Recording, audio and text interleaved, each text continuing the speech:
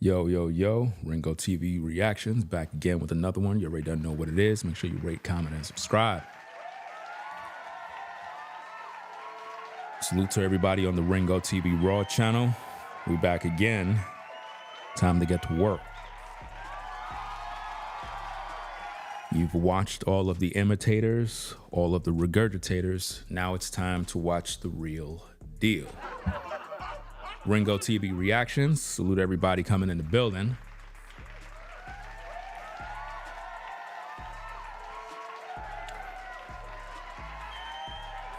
Ladies and gentlemen, when it comes to content creation, right? When it comes to producing quality content, what's sad about content creators is that they'll watch me, right? They will hear me say things, and it's like they'll try to rush to their platforms to do the same thing that I already done said that I'm gonna do. They don't even acknowledge me. To all of you content creator regurgitators, parrots, right? It's embarrassing. Like, seriously. I understand you watch me, but let your audience know the truth, that you're just regurgitating what I already said. See, I'm the only one exposing this guy. I'm the one that exposed his scam, not you. I did the work. You just listen to my work, trying to come across like you're doing something. And then some of you, what you do is you throw shade. You'll say stuff like, well, you know, on my platform, I'm doing this and I'm doing, fam, those are my words. Like, tell your audience to come subscribe to me, because you're not doing a good job regurgitating. And if you're one of those people that watch platforms that you clearly see them doing what I'm doing, you see them doing exactly the same thing, copying every little thing, you're wasting your time viewing.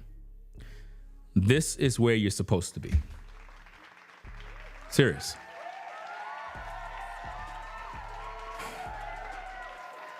If you want the real deal, ladies and gentlemen, regarding these situations, make sure you're subscribed to the channel and stop watching copycat channels, right? So, what are we talking about? We're bringing out the ex-girlfriend of Weapon X. The ex-girlfriend pretty much took it to social media a couple of days ago and went viral for her commentary regarding him after seeing him appear on the Pop the Balloon show. And she had a lot to say. She accused him of a lot of different things. And we're going to break it down. We're going to listen to what she got to say, hear her story, and hopefully try to make some sense of all of this in hopes that we can put the pieces together. Now, if you've been following the platform on the Ringo TV Reactions or the Ringo TV Raw, we've been exposing the fact that Weapon X, aka Ninja Turtle, has been scamming the people after he allegedly got fired from his job.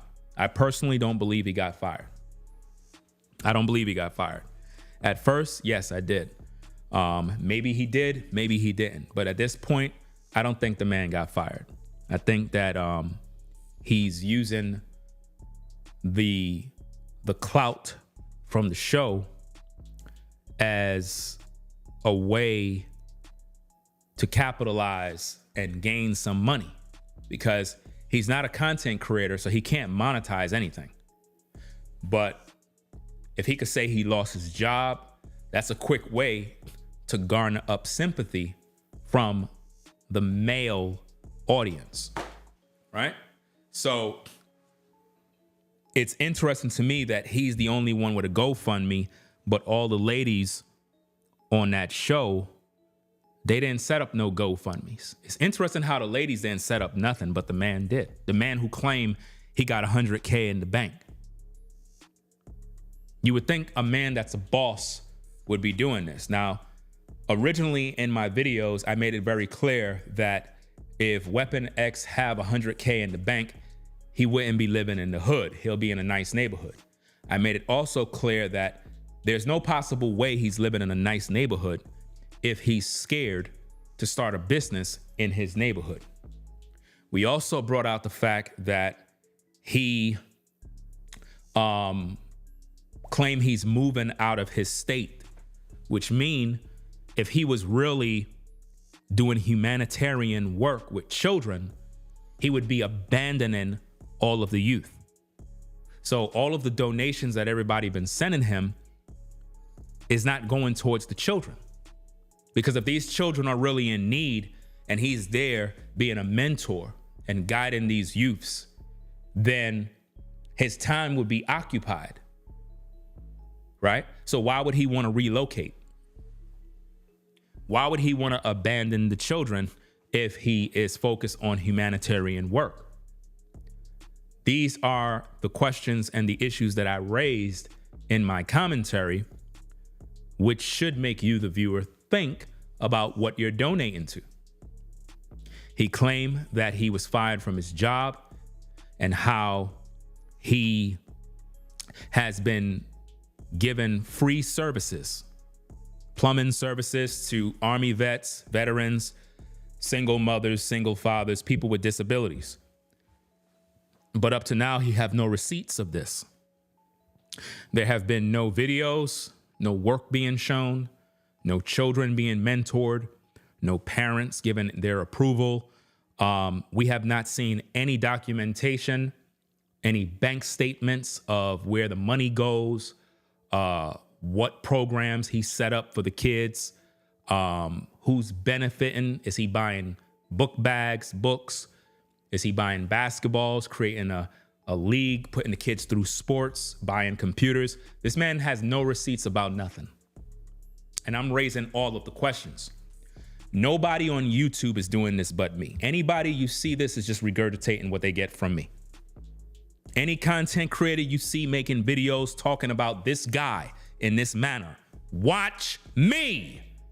And they don't acknowledge me. They just act like they're smart when really they're a student of mine. They're one of my students.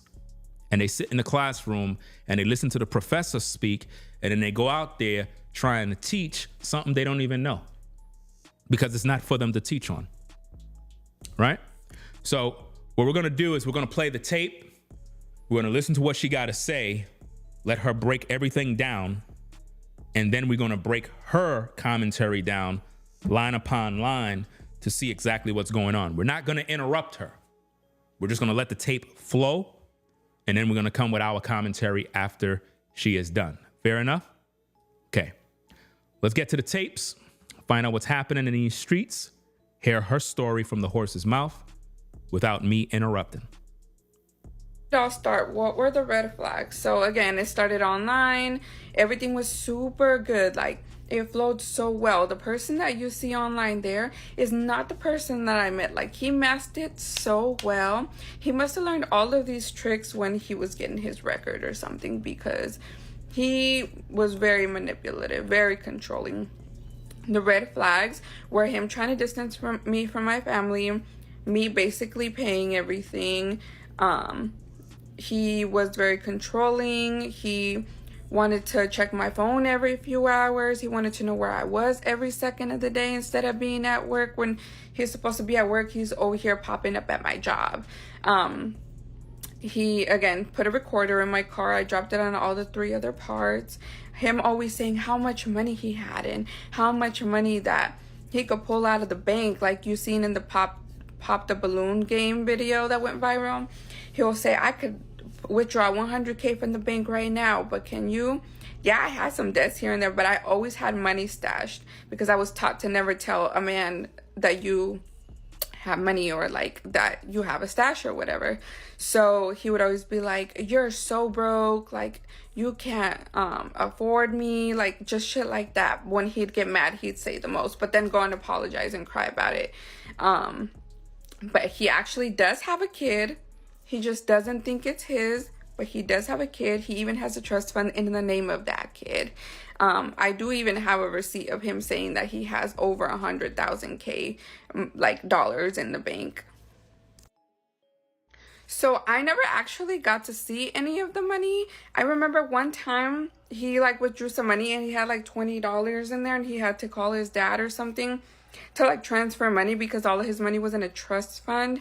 But one time he was really, really mad at me, and through the text free app, because I had his number blocked, he texted me a picture of his bank account, which this is a receipt.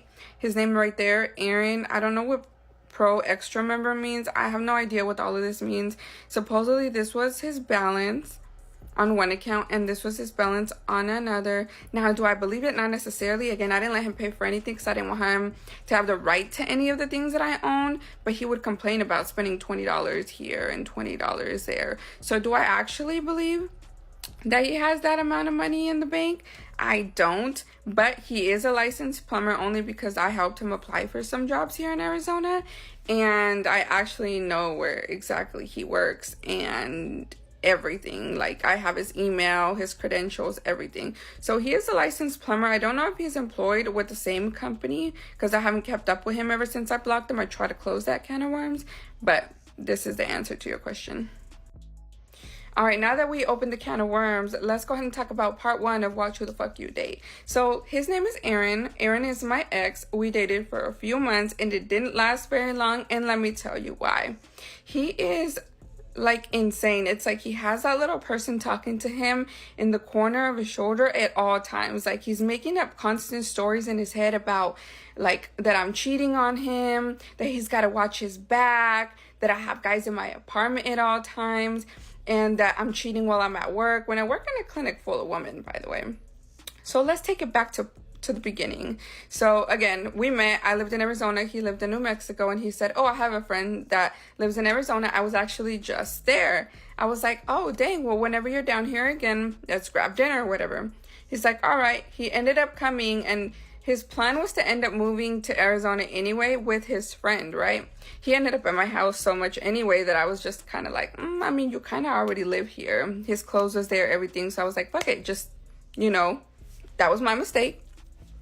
So my mom ends up making dinners for us all the time. We're Mexican. We make huge dinners. And the first time he went, he met the family and everything was cool. But when we left, my mom called me and she said, are you okay? And I said, what do you mean, am I okay? She said, well, I see something in his eye, like he wants to hurt you or like he wants to control you.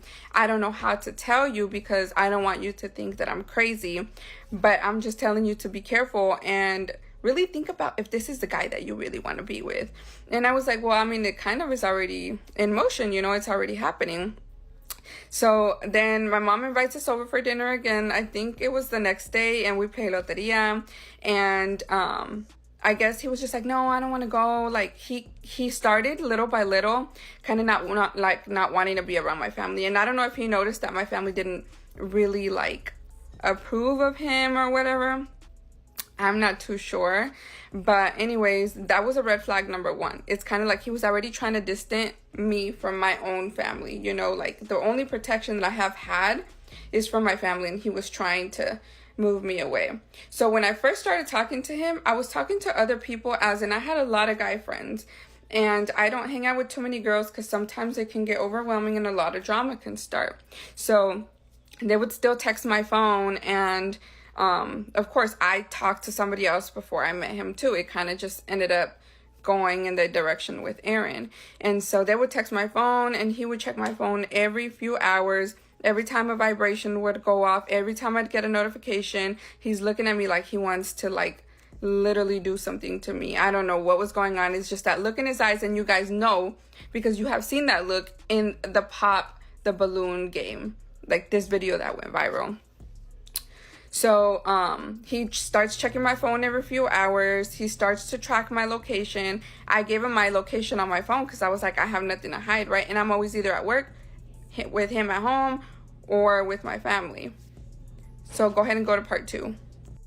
All right, welcome back to part 2 of Watch Who You Date. We're talking about Aaron, the guy that went viral on Pop the Balloon Game. So anyways, he starts to distance me from my family. He starts to track me. I give him my location because I had nothing to hide. Every time I would walk by the window, my location would show that I was outside. So he'd call me like, what are you doing outside? Who are you messing with at work? Why aren't you working? Like, that controlling, right?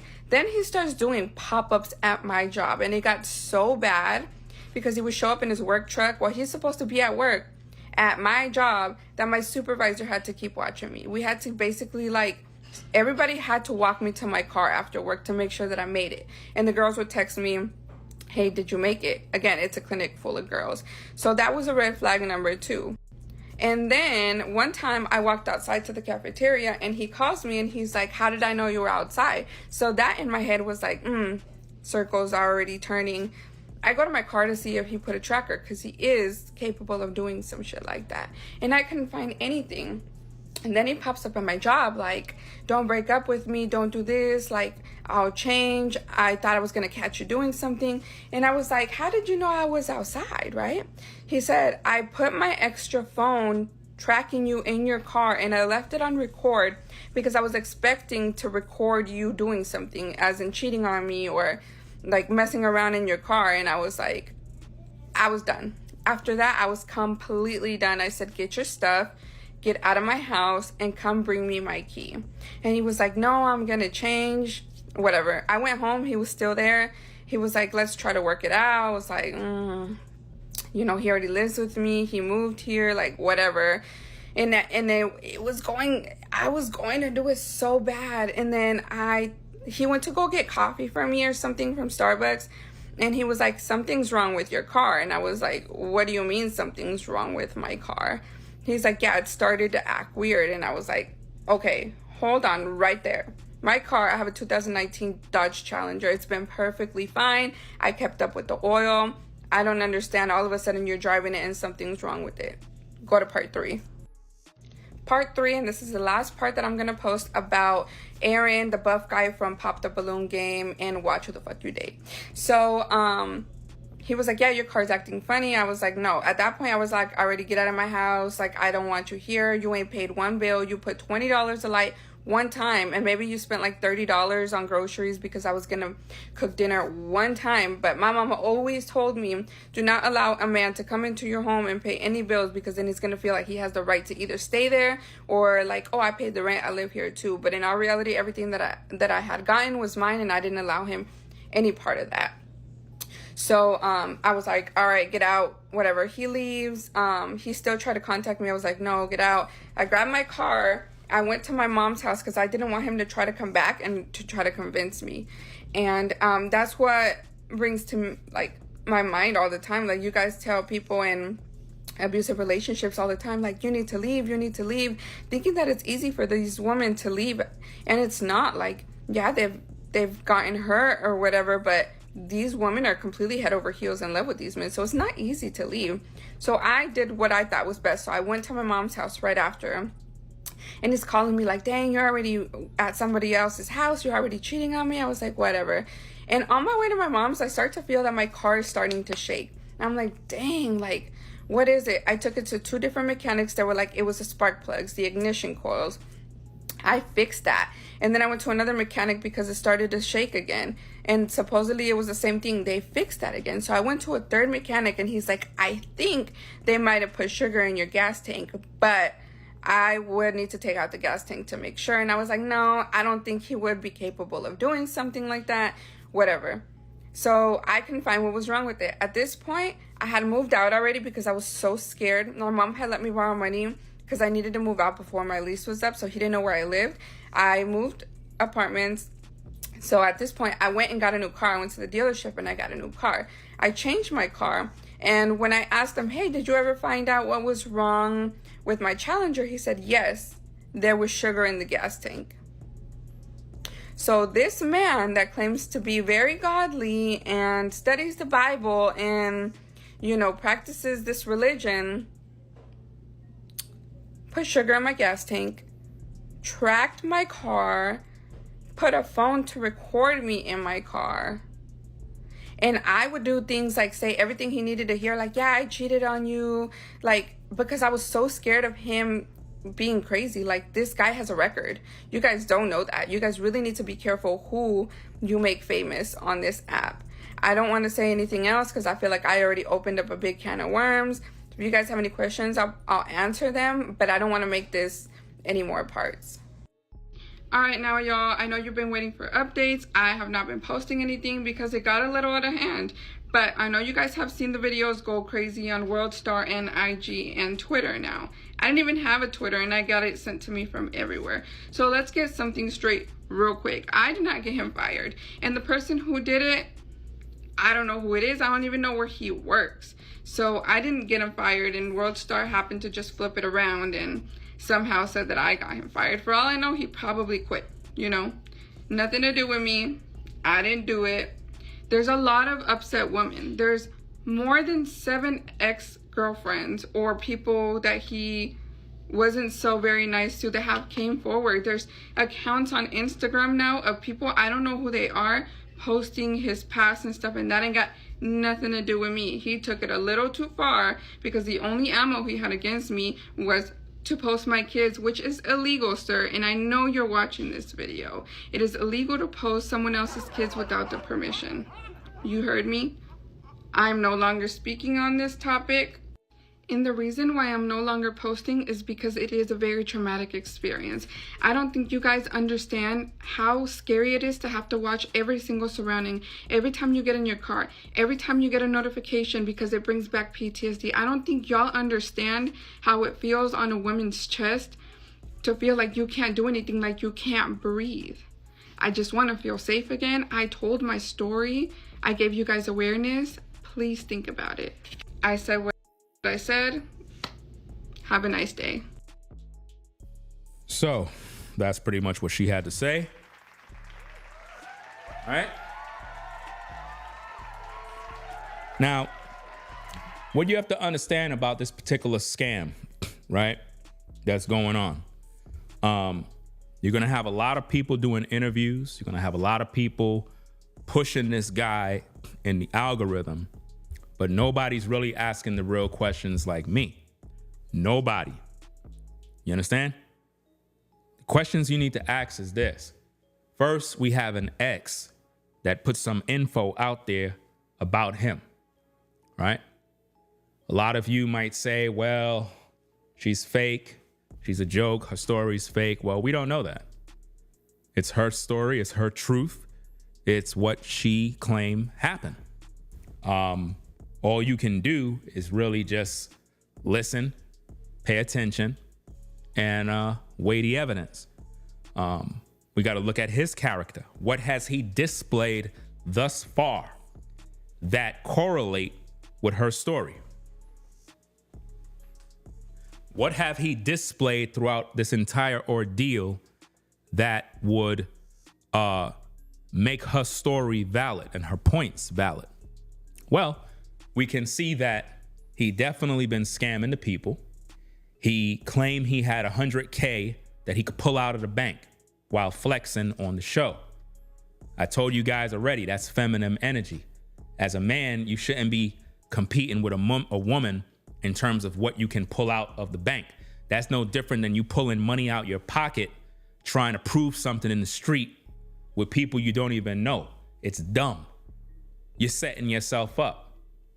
So for him to say he got $100K and he could take it out the bank and then get fired and start a GoFundMe and literally scam the people out of the money by using children, if you cannot see that this man have no real integrity, then something's wrong with you.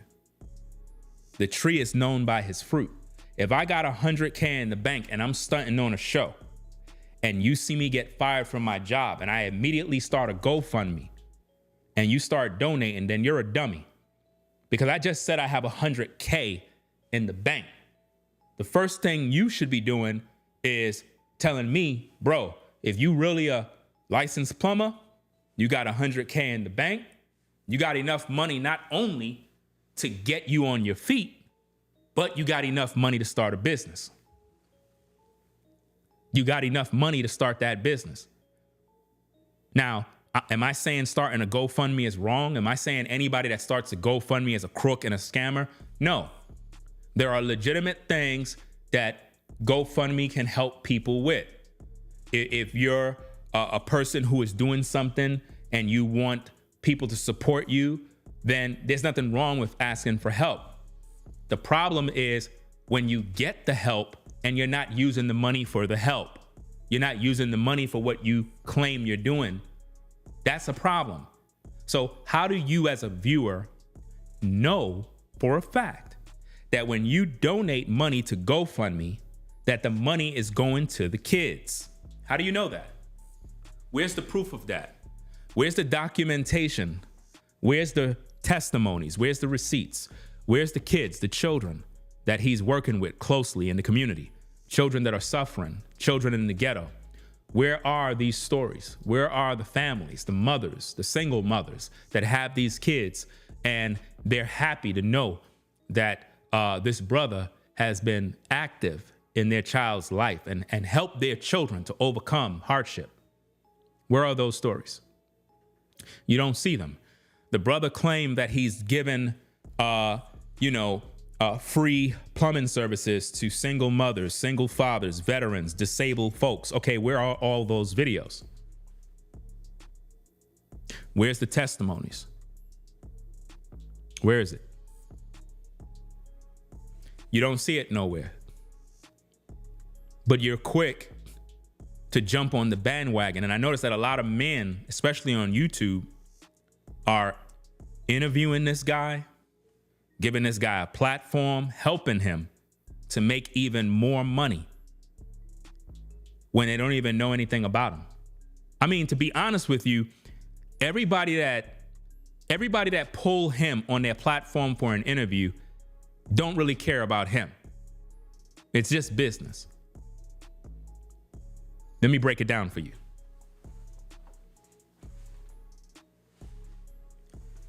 Anybody you see pulling him on their platform to do interviews is just trying to get paid.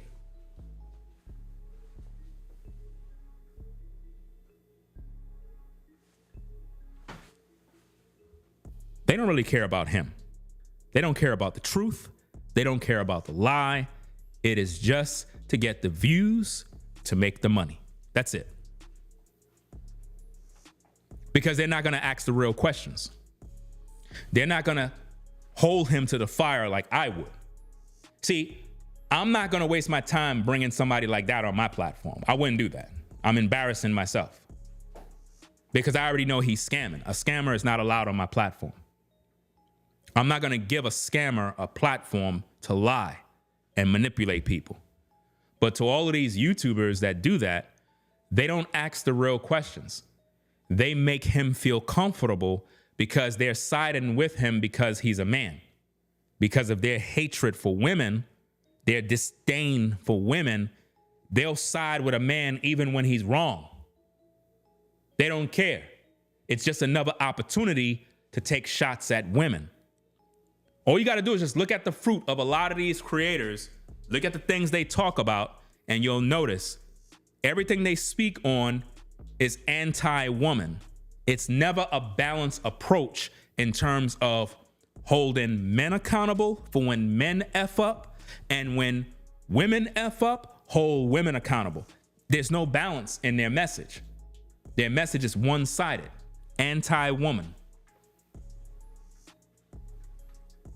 So if you see him being interviewed, then most likely the person interviewing is already in agreement with them. So you're not really getting a show. Well, you are a circus. You're not going to get a balanced perspective on the issue. You're not going to see a real life exchange of information, because normally the host is already in agreement with them.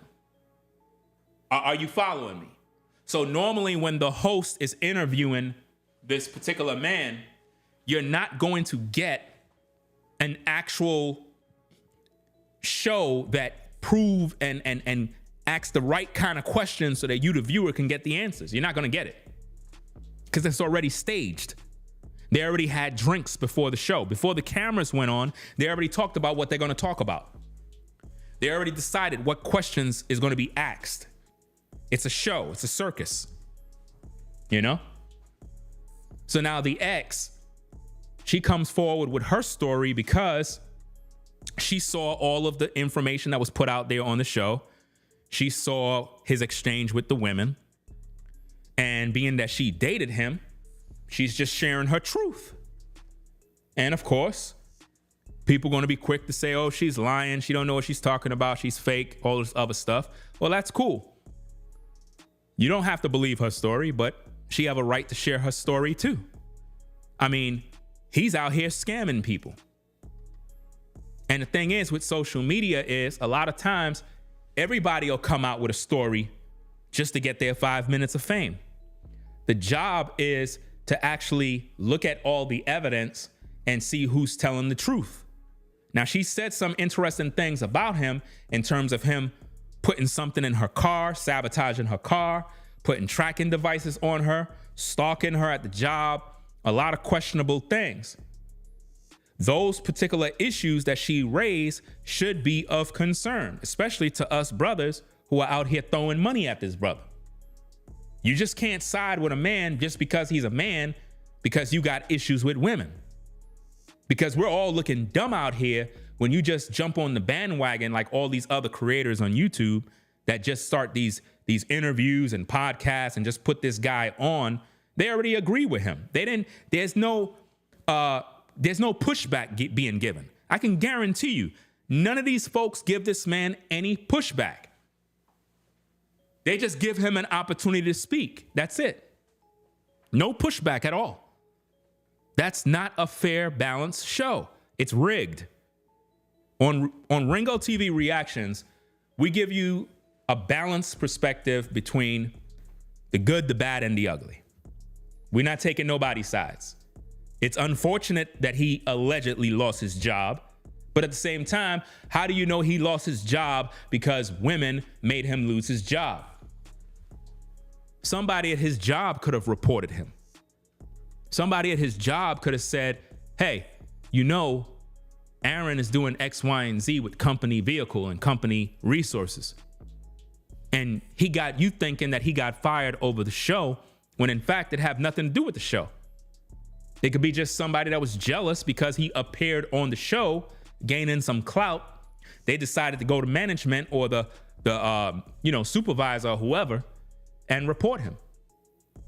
And it had nothing to do with the show. You understand? Because somebody he know reported him. He even knows that because he said that in a video. He said somebody close to him did that. So it has nothing to do with the women. He's giving you two different stories. See, over here, we use critical thinking and deductive reasoning skills to break down these videos. On one side of his mouth, he said women called his company 500 times and got him fired. In another line, he said one person he know or know him did this to him. So which one is it? Because he's blaming black women for him being fired. If you are a licensed plumber, you just cannot get fired just because a bunch of women made phone calls. You're under a union. Plumbers are under strong unions that are very loyal and they don't play. I don't care what's going on in the workplace. You're just not going to get fired. So to be fired as a plumber, licensed plumber, you had to do something that violated company policy. It's not over no social media stuff. Don't let that fool you. It's not over no social media stuff. It's serious business, fam. So now let's break down her video. Let's find out what she got to say. We already played it in its entirety, right? We did a stream earlier. We made it very clear that the brother is scamming everyone out of a lot of money, primarily black men. have donated everything they got to a man that was flexing on social media, claiming he have $100K to take out the bank, but now he need your money for humanitarian efforts when he's not helping no children at all. Now, his ex claimed that there's a possibility that he has a child. It's been rumors that people are saying that he's using the money for child support. I don't know. That's all alleged. At the same time, we have to take all sides of the story to find out about what's happening here. Is she telling the truth? What does she stand to gain? What does she stand to gain for telling her truth? What does she gain? Because she said some things about him that is very hurtful. A lot of times women suffer in silence due to these type of issues with weirdo men who stalk them, threaten them, make them feel some type of way. And this is her opportunity to say something. So you just can't shut her down and say, okay, I don't believe her. She's a liar. Maybe she's a liar, but we still got to listen to the story. And we still have to make sure that we are looking at how he's moving to see if her story is making sense. Because she claimed that he couldn't pay for this. She claimed that, oh, he was living with her. Well, how could a man that has $100K be living with her? They dated for a short period of time. Her parents didn't approve of him. He even told her, allegedly, that she can't afford him or something along them lines. So there's a lot of things that he was saying on that show, which is something similar that he was saying to her. And she's just trying to let the public know, like, look, the guy you see on that show is not a guy that she would recommend you ladies deal with. And then right after the show, brother man and the other woman that he left with didn't even work out. Didn't even work out. They didn't even kick it off right because he claimed she had a wandering eye and given out her number or IG to other men. And he got butthurt and let her go, which is another sign of weakness because, number one, she's not your woman. Who cares if she gave somebody her Instagram? Who cares? She's not your woman. There's 1,000 people following her already that got her Instagram. So why would you be butthurt because she gave another man her Instagram?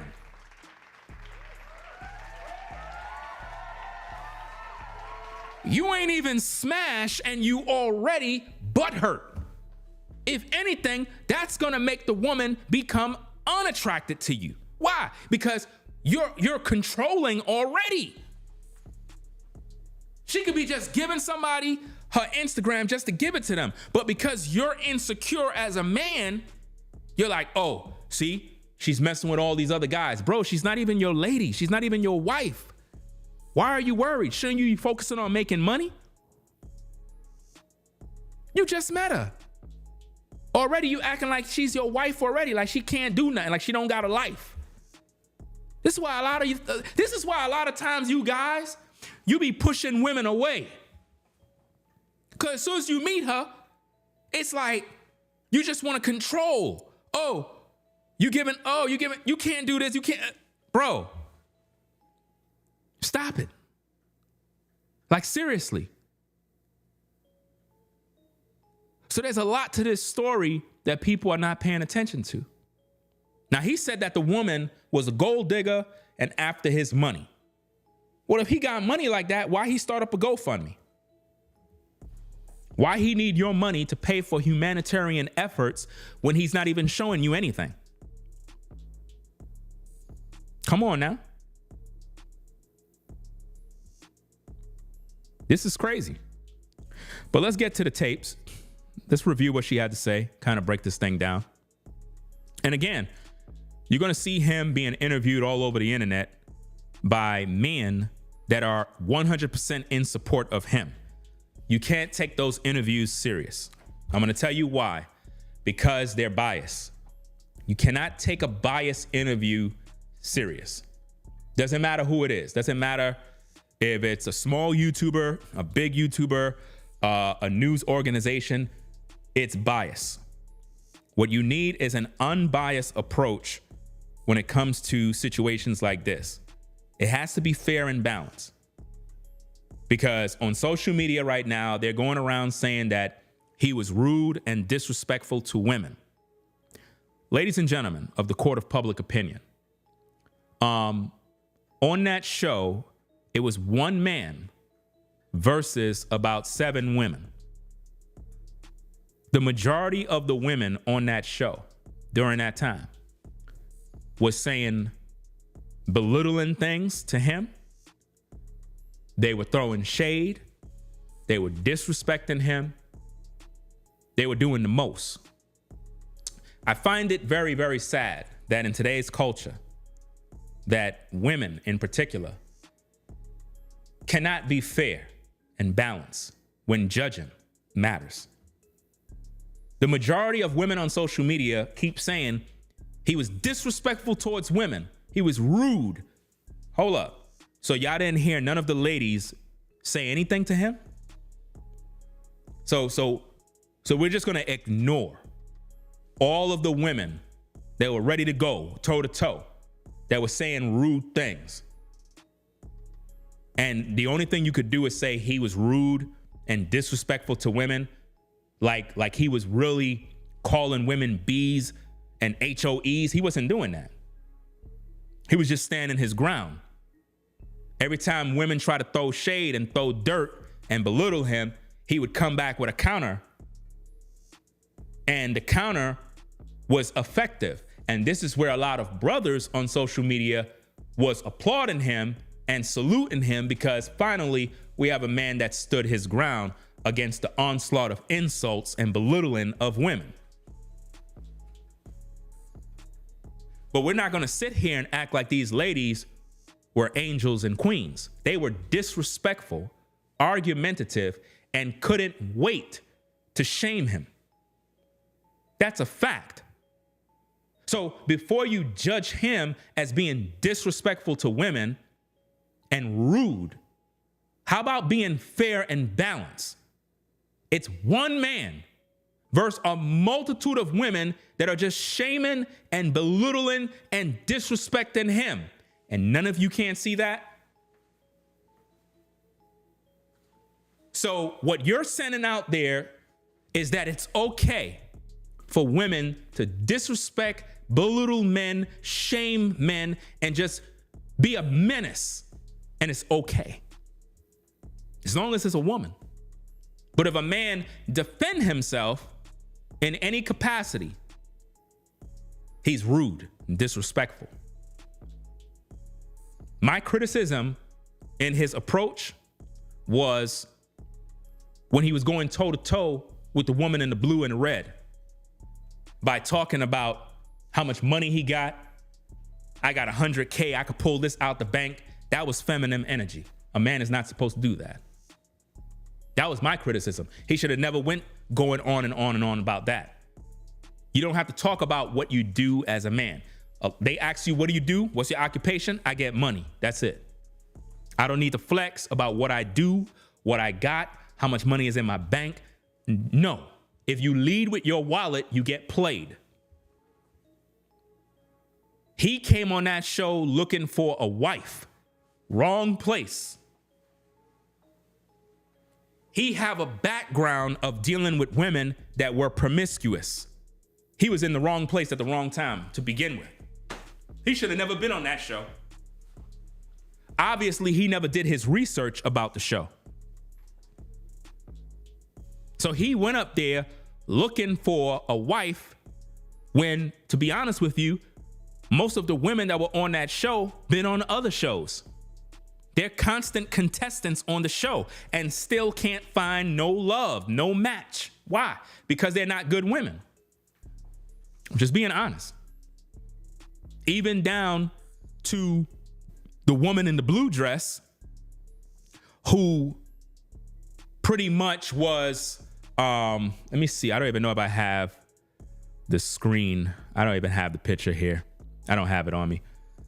Let me see if I can bring it up. I don't think I do. Let me see. I don't have it here. It's probably on another drive somewhere. But y'all know what I'm talking about. The woman in the blue dress. She was featured on another show where you had some doctor guy, or I'm not sure if he's a dentist or a doctor. I'm not sure what he is. And he humbled her. And later on, all the women started to belittle him, said he's a weirdo, sassy, he's this, all sorts of crazy stuff because of the things he had to say. So it seemed like anytime a man is being a man or being masculine, he's automatically belittled. He's rude, disrespectful towards women. Anytime a man be a man and defend himself or stand his ground, he's belittled. And all of social media jump on his back. But it's okay for women to insult us, to tell us that we're short, that we have small d energy, that we're gay, we're sassy, we're a weirdo. See, these are the typical types of shaming language men get from women all the time. And the late KS used to always say that it's called something along the lines of shame, guilt, insults, and the need to be right. Original talking point of Kevin Samuels. And it's true. Anytime a woman needs to be right, she's going to use shame and language. And then all of the women will jump on board and pretty much agree with her. So if you have 30 women agree, they just consider themselves right. One man, 30 women, oh, the women must be right. Shame, guilt, insults, and the need to be right. You understand? Questions were asked to him on the show. Rightfully so, he answered them. There was nothing disrespectful about that. He answered. Women said things to him that weren't right. He said things to them that they felt weren't right. But was there any disrespectful things said? No, not from him. Not from him. But from women? Yes. But are women being put on trial for that? Of course not. Because they consider themselves not guilty. Now notice that. Notice how I'm able to talk about the women, and then I'm also able to talk about the men. Notice how I can also expose this guy for being a fraud and a scammer. Do you see how I am fair and balanced? Do you see how I'm not sugarcoating nothing? Nobody's safe. So now with all of that being said, the ex comes up online and shares her story. And all of the women ran with her story and said that he's an abuser of women. He's beaten women. Now, is that right? No, that's not right. The reason why it's not right is because there's no record of Aaron putting hands on a woman. So you can't just go out there online and accuse a man of beating women and putting hands on women. You can't do that because, again, the receipts don't show that. There are no victims that said, hey, he beat me. But on social media, this is what they've done. Now, I don't agree with the guy. I think that he's a scammer. I think that he's a fraud. But is he an abuser of women? I don't see none of that in the receipts. Do he look like he want to harm a woman? That's up to your judgment. I don't know. But there's no proof or arrest records or any victim that has come forward to say that he put hands on them. So other than that, you cannot falsely accuse someone and put those words on him. That's wrong. How would you feel if somebody called you an abusive man of women, a beater of women, when you never did no such thing? That's wrong. You don't want to do that to anybody. Right? So let's get to the tapes. Let's get to the tapes, hear what she got to say, break this thing down. And we're going to try to do another one later on because I want to review the interview that he did on another podcast. I think it was last week or something along them lines. I want to review that as well. Hold on a second. Let me see.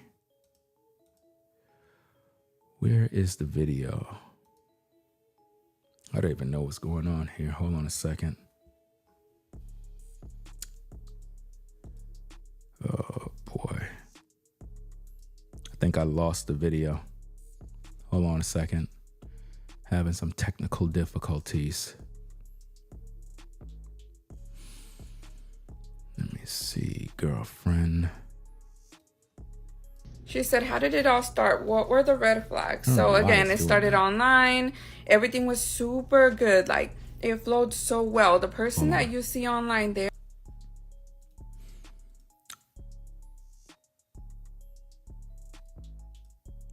Okay. All right, let me set this up. For some reason, the video that I had already on the screen, it disappeared and didn't want to play. So I have to reposition the same video all over again. Sometimes when that happens, your hard drive automatically, like, it disconnects itself and you have to reposition the video all over again. So let me go back to this page here and do this. She said, how did it all start? What were the red flags? Hold on. Okay. And if you're on the Ringo TV Raw channel, in order to see the footage, you would have to be on the Ringo TV Reactions channel, right? So in case you're joining in, what we're discussing here is the ex of this guy pretty much came online to share her story about his character. And we're going to review that, find out what's going on.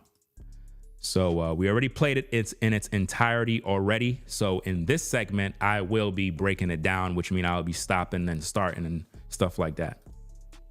It all start? What were the red flags? So again, it started online. Everything was how did it all start? Good. What were the red flags? So again, the person that you see online there is not the person that I met. Like, he masked it so well. He must have learned all of these tricks when he was getting his record or something, because he was very manipulative, very controlling. The red flags were him trying to distance me from my family, me basically paying everything. He was very controlling. He wanted to check my phone every few hours. He wanted to know where I was every second of the day instead of being at work. When he's supposed to be at work, he's over here popping up at my job. So she's accusing him of popping up at her job, being controlling, a lot of different things. These are serious charges. You know what I mean? To be a man and you are popping up at a woman's job and you only known her for a short period of time, it kind of go in line with some of the actions that we've seen in his behavior. This is why a lot of the guys, right, they get upset with me, because they figure I'm supposed to just be loyal to the brothers 100% and not call out the BS. No, if you listen to what she's saying, he's controlling. He's coming up to her job. He's doing all of this extra stuff. Okay, what did he do in response to the woman that was on the balloon show? As soon as he saw her allegedly giving either her number or her IG to another man, it immediately made him feel some type of way. And he claimed he cut her off because he could see that she's promiscuous. Well, how does that make her promiscuous if she already have followers on her IG? Are you saying she's not supposed to have no male followers on IG? Because before you came around, she already had an IG. See, this is the problem with a lot of you guys. When you get with a woman and you don't know her from Adam, she already had a life before she got with you. She probably already was dealing with some other dude already. She probably got a man already. You get what I mean? So when you holler at a woman, hey, baby, how you doing? Can I get your number? Boom, boom, boom. And she might give you her number. She probably already got a man already. She already got guys in her DMs, sending her D-pics, thirsty as ever, writing her book novels of messages, trying to get in her pants. But because you're insecure, you assume nobody's there. Bro, listen to me carefully. Any woman you holler at, Any woman you try to holler at got somebody trying to get with her. Somebody in her DMs. You got to just know that. Even if nobody's there. As a man, you're supposed to just assume, hey, she's fine, she look good. She got to be talking to somebody. You know what I mean? Somebody's talking to this woman. He didn't want the woman to have no guy giving her any messages or her giving out her Instagram. Like, what? That's showing signs of being controlling, which correlate with what her story is saying. How you just met a woman and you don't want her giving nobody her Instagram? Come on now. See? And if you notice this also, guys. Why is all of these YouTubers interviewing the guy, but they're not interviewing the woman?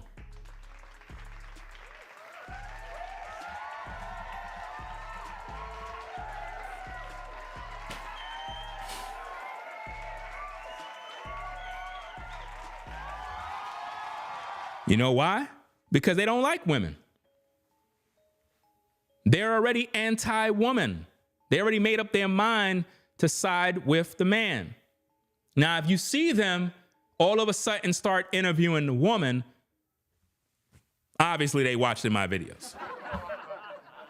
You know, so they're going to be sending her DMs. Hey, you know, I'm a blue check mark. Please come to my channel. You know? Let's play the tape. He, again, put a recorder in my car. I dropped it on all the 3 other parts. Him always saying how much money he had and how much money that he could pull out of the bank, like you seen in the pop the balloon game video that went viral. See what she's saying? She's telling you guys what she's seen and experienced. How could you just count out her story? I understand she might appear to be an opportunist. We've seen these type of things on social media many times where people just come out of the woodworks with a story. You know what I mean? It is what it is. But at the same time, it correlates with what he already did. So she's accustomed to this. She's seen him do this type of stuff before. Pulling out money, bragging about what he got, and X, Y, and Z. You know? And somebody said, is this Erica, I believe? I'm not sure.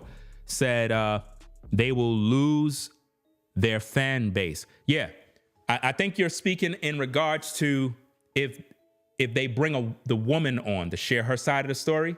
I think that's probably what you're speaking to, right? Yes. If you got YouTubers that are anti-women, right? Primarily anti-black women. Yeah, if they bring the woman on, it will affect their male audience. Their male audience would be upset with them because they're breaking the rules.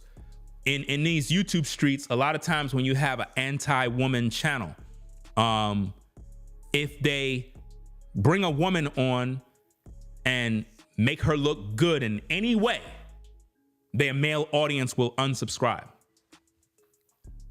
Yeah. So you may not see no interviews with the woman on certain channels. You may not see it because it doesn't benefit them.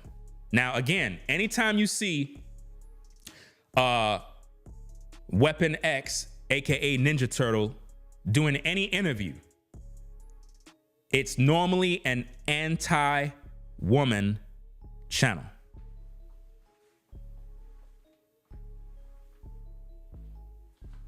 I'm telling you, anti-woman channel.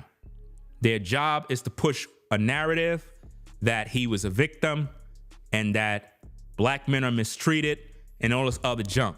No, he's a grown man. He made a decision to go on a show. He made a decision to put his personal business out there. He made a decision to flex. And now he online pretty much hustling the people to get all their money, scamming the people out of all their money. See, But you're not going to see none of these channels question this. They're not going to question nothing. They're not going to question no GoFundMe. They're not going to question anything because that's going against the bro code. They got to keep the code and not get their male audience upset. Like, I'm pretty sure you have a couple of guys that probably come over here and they're probably like, Ringo, why are you even playing this video? Forget her. She's a liar. She's a diss. None of those guys have women. None of those guys have wives. They don't have girlfriends. They're not sleeping with a woman. They beat their meat all night long. Those guys are losers. They just hate women, you know? So, of course, they're going to be upset by me reviewing this particular video here. They don't like that because they want the man to be held up high even when he's a scammer. I don't play games with these type of things. If a person's a scammer, I'm going to expose it. Now, she's accusing him of some things, and it's up to you to use discernment and make sense of all of this. Let's go. He'll say, I could withdraw 100K from the bank right now, but can you? Yeah, I had some debts here and there, but I always had money stashed because I was taught to never tell a man that you have money or like that you have a stash or whatever. So he would always be like, you're so broke, like you can't afford me, like just shit like that. When he'd get mad, he'd say the most, but then go and apologize and cry about it. So you see, she's telling you that he did the same thing to her. Boast about his money, boast about how he could take this and that out the bank, and then would come back to her to apologize. See? And he looked like that kind of guy. He looked like the kind of guy that would come back to a woman to apologize and beg. And he had some issues in the past with women. This is why if you focus on what he talked about initially when he got on the show, he said he's looking for a woman who isn't promiscuous. He kept saying that over and over and over. So we're dealing with a man that dealt with women that have cheated on him, and he never had no real success in relationships. See, don't let his physique, commitment to the gym fool you. You have a lot of guys that hit the gym and they're losers when it comes to women. I'm just being honest with you. This is why they mad with me. You got a lot of guys that are successful in the gym, but they're not successful with women. The reason why they hit the gym is because they think the gym is going to get the women. Just like on social media, you have a lot of guys that they'll tell you, brother, if you want to pick up the ladies, hit the gym, get in shape. Yeah, women like a guy that's in shape, a guy that's fit, but not all ladies is looking for this type of perfection. As long as the guy have good compensations, good personal hygiene, good personality, he's not, too thin or too overweight, and he's just decent, she's with it. He got a good mouthpiece. He know how to talk. I mean, sky's the limit after that. But some guys believe that, man, I gotta be Hulk Hogan. I gotta be, The Rock in order to attract women because it covers up their insecurity. Underneath the shell of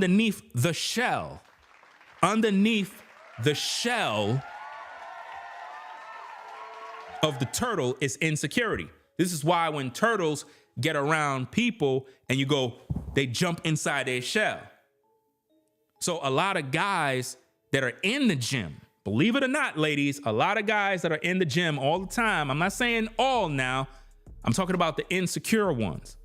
They hide behind their insecurities. That's why they're in the gym. They're trying their best to look a certain way in hopes that finally, please, could I please have a woman? Please? Can one woman at least be attracted to me? And even with all the muscles, it don't attract no woman. It don't attract them. Why? Because women could see past your muscle. A woman can see your confidence behind those muscles. She could be like, yeah, you look physically fit, but you're an insecure man. So during the show, the ladies were able to pull his card. Even though he was standing his ground at certain points, the women were able to size him up and like, yeah, you look like you in the gym, but you look like you're this and that. That's why women were challenging him, because they didn't respect him. They did not respect him. See? And a lot of us guys, we're siding with him, and we're not taking notes to what's really going on. So his ex is giving us a lot of info about him being controlling, and we seen that on the show. We seen that in the aftermath. He claimed he let the woman go because she was flirting around with other men. That's his insecurity. I can guarantee you she wasn't doing that in his face. He took it that way because of past relationship issues, which mean he's insecure. And for all we know, he didn't cut her off. The woman probably cut him off. She probably cut him off.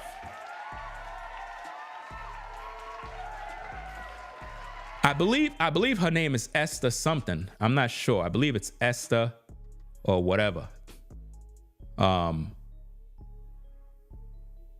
not sure if the internet is bugging out. Put a 1 in the chat if the stream is still going. I saw it lagging a little bit. I think there's a possibility that maybe Esther cut him off and he didn't cut her off, because the way he made it seem is he cut her loose. Normally women be cutting dudes off. You know what I mean? We be trying to stick there as long as possible, see how far things can go. So I don't believe he cut her off. For some reason now, I don't believe he cut her off. I think she cut him off. Because here's the thing. Y'all ready for this? Y'all ready? Put a 1 in the chat if you're ready for this one. Because yeah, I said some things in my original video that she's most likely probably a gold digger and whatnot, but I'm just reporting the news based on what he said. In my investigation, I'm trying to put together the puzzle to see whether or not she really is what he claimed.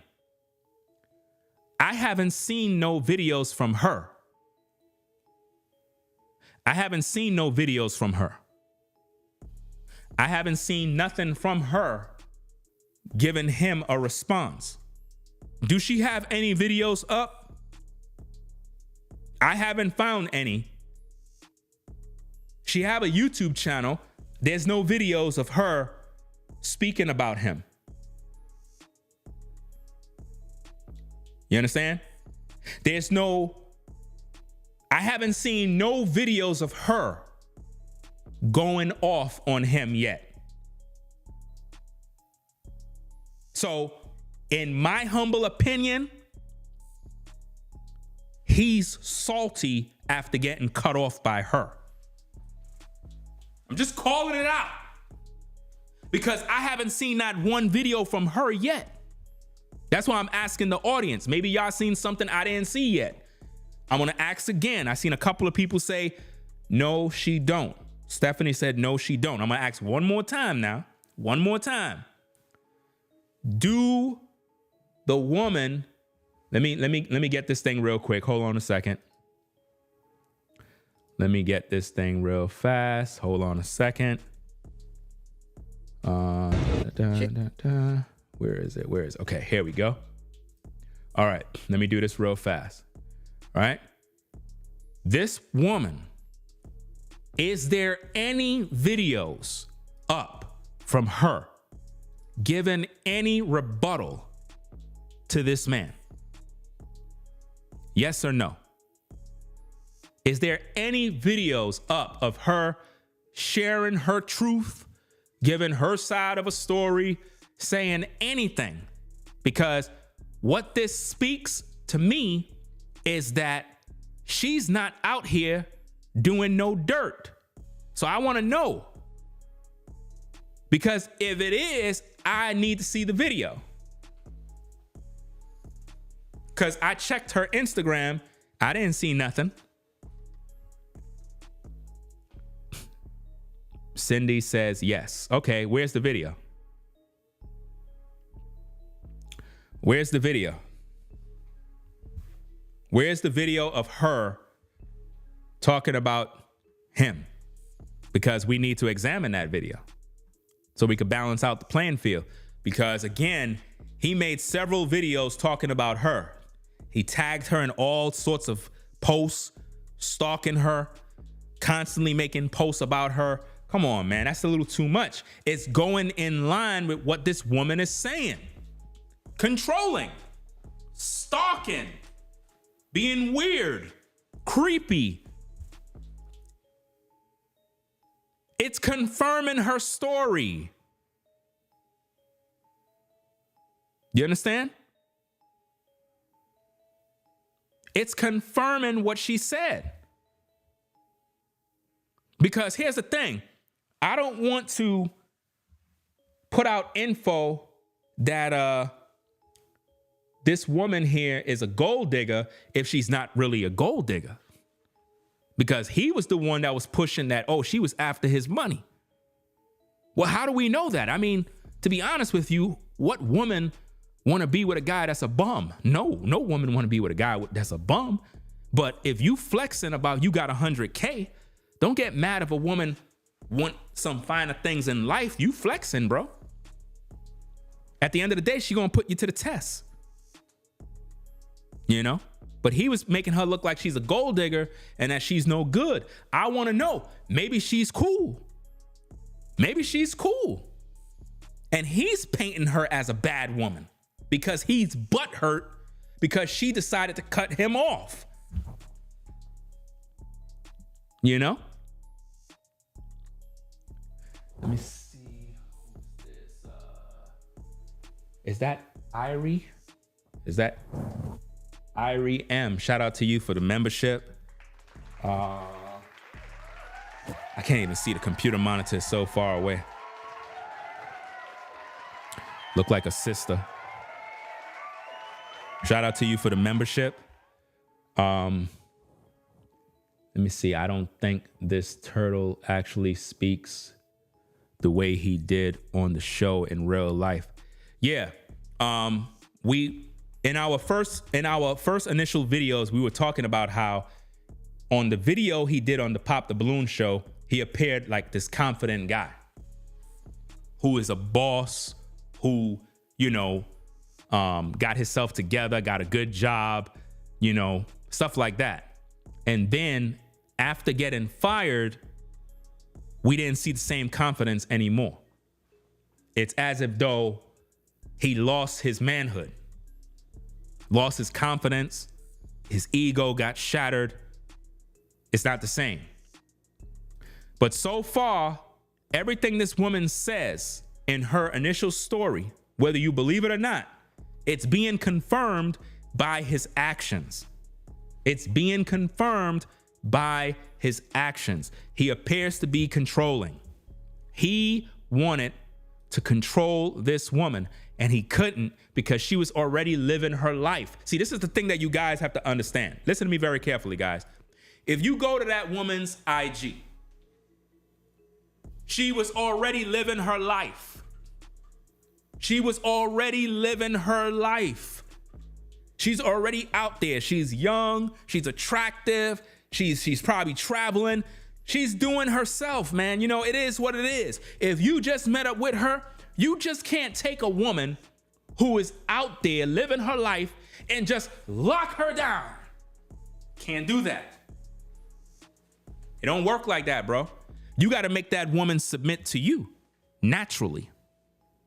That woman have to naturally submit to you. Meaning, if you that man, if you the real man, if she's out here living her best life, partying, traveling, doing this, doing that, having fun, looking good, but you a guy who want a woman that's going to settle down and, you know, you got to let that woman naturally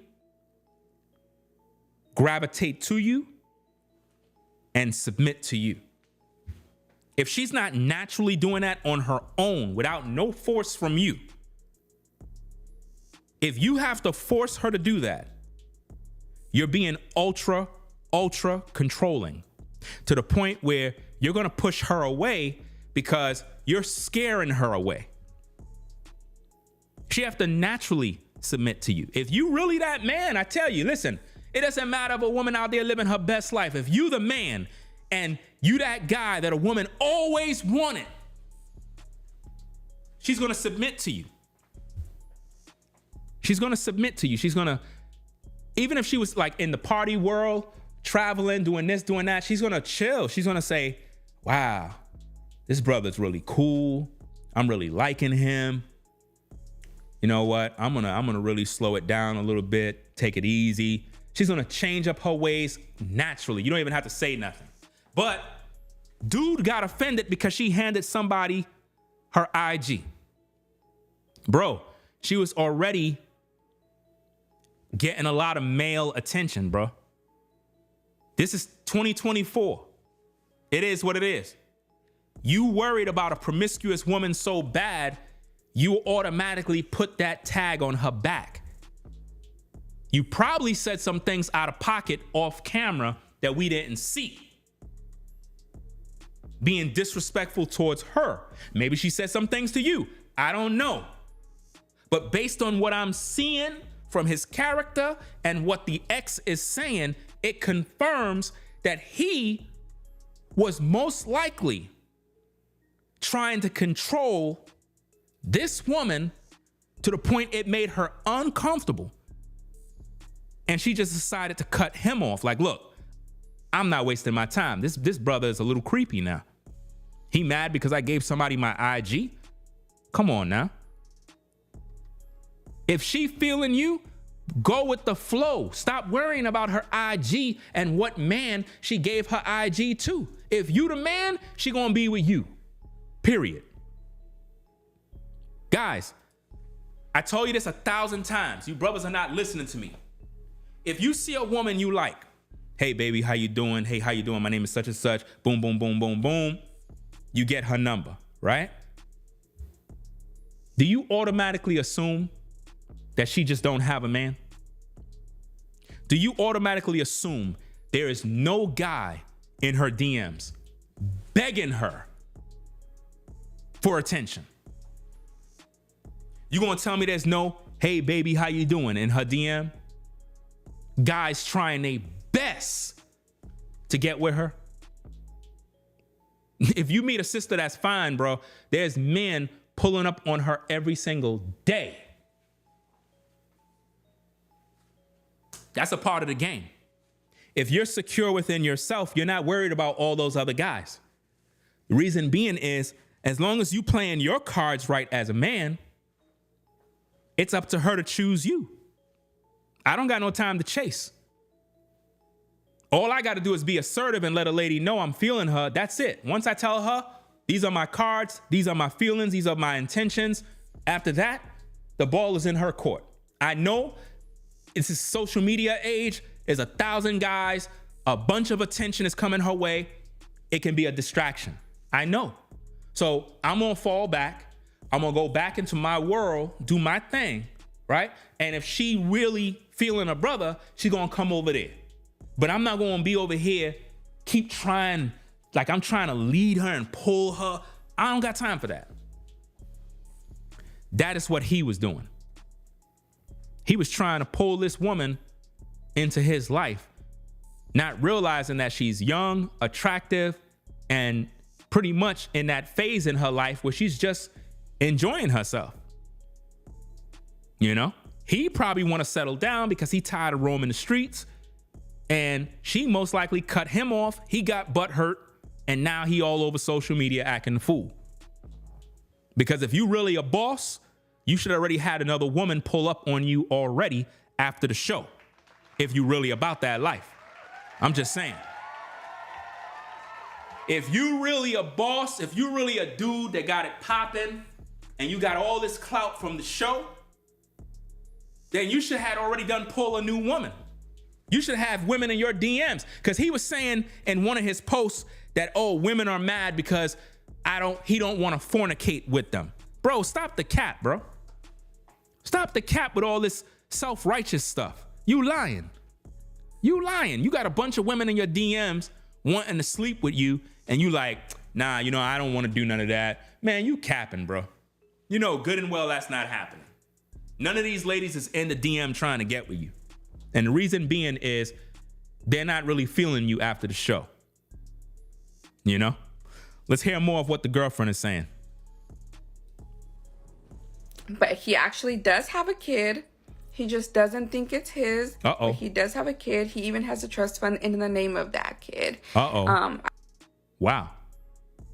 She said he does have a kid and have a trust fund for that kid. Come on now, let's go. I do even have a receipt of him saying that he has over 100,000 like dollars in the bank. You see what's going on here? How could we ignore these receipts? How could we ignore these receipts from this Ninja Turtle? Come on now. This man, according to this woman, has a kid, and I guess he's not claiming the child, but has a trust fund or whatever the case is. So if he got all of this money coming in and trust funds, why he got a GoFundMe taking your money? Why he taking your money, guys? Come on now. Let's go. So I never actually got to see any of the money. I remember one time he like withdrew some money and he had like $20 in there and he had to call his dad or something to like transfer. He had to withdrew some money and had $20, man.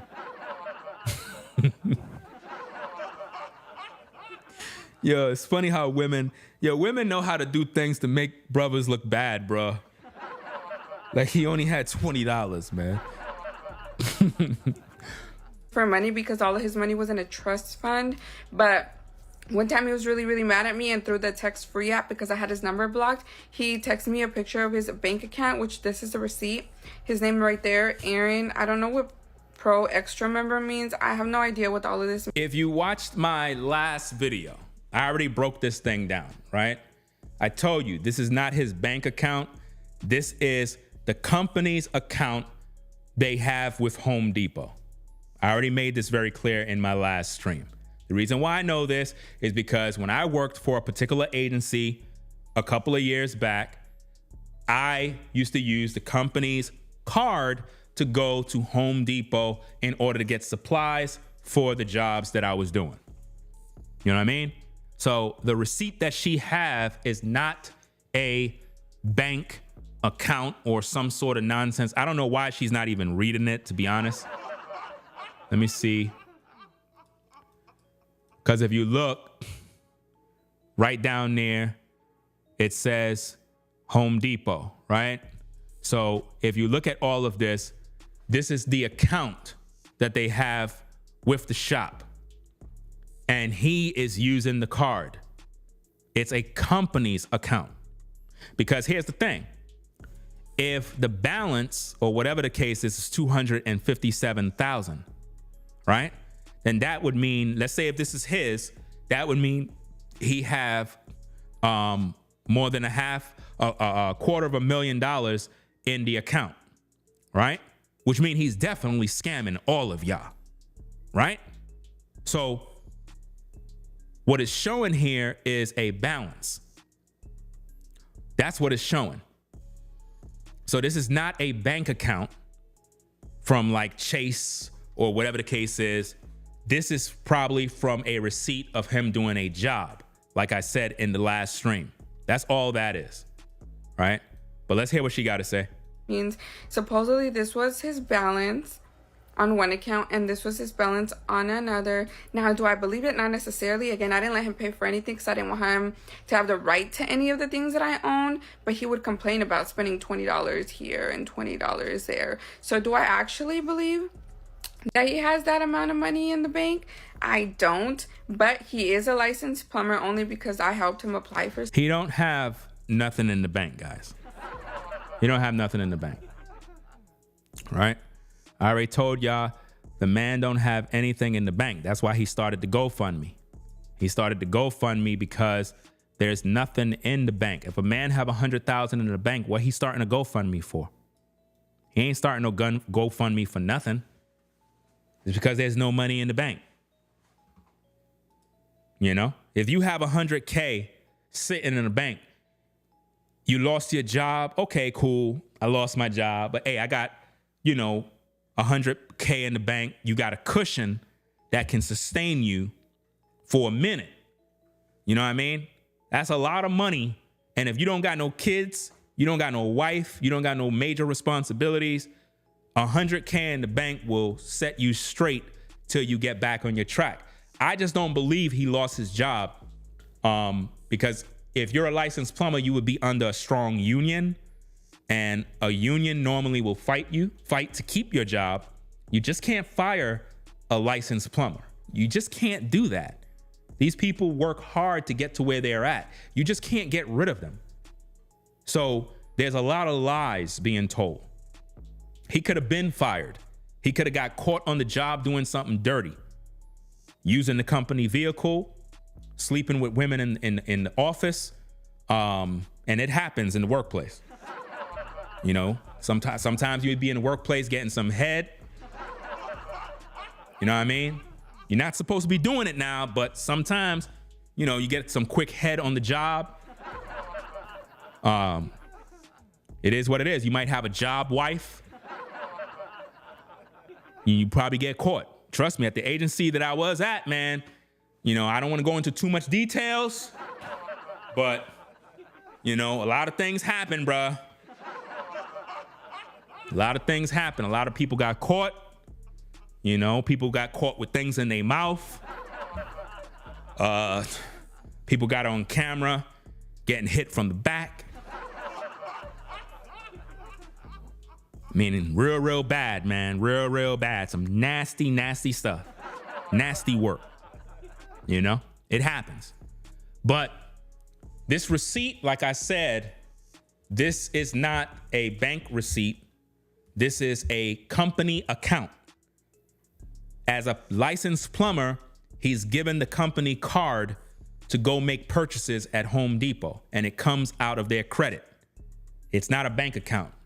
It's a company credit account, a business account. That's all it is. Let's get back to the tape. Some jobs here in Arizona, and I actually know where exactly he works and everything. Like, I have his email, his credentials, everything. So he is a licensed plumber. I don't know if he's employed with the same company, because I haven't kept up with him ever since I blocked him. I try to close that can of worms, but this is the answer to your question. Yes, I don't believe that he have the 100K in the bank. I don't believe that. Somebody said on the Ringo TV Raw channel, Willie did a video on Weapon X. You said others will do it because you did. Yeah, they all watch me. Willie D watch me. All these content creators on YouTube watch me. All of them. And they all try to do video reactions after they see my videos. And it's funny when I see them do this, because they say things that I already said, and then they try to convince their audience like they're giving them some sort of truth.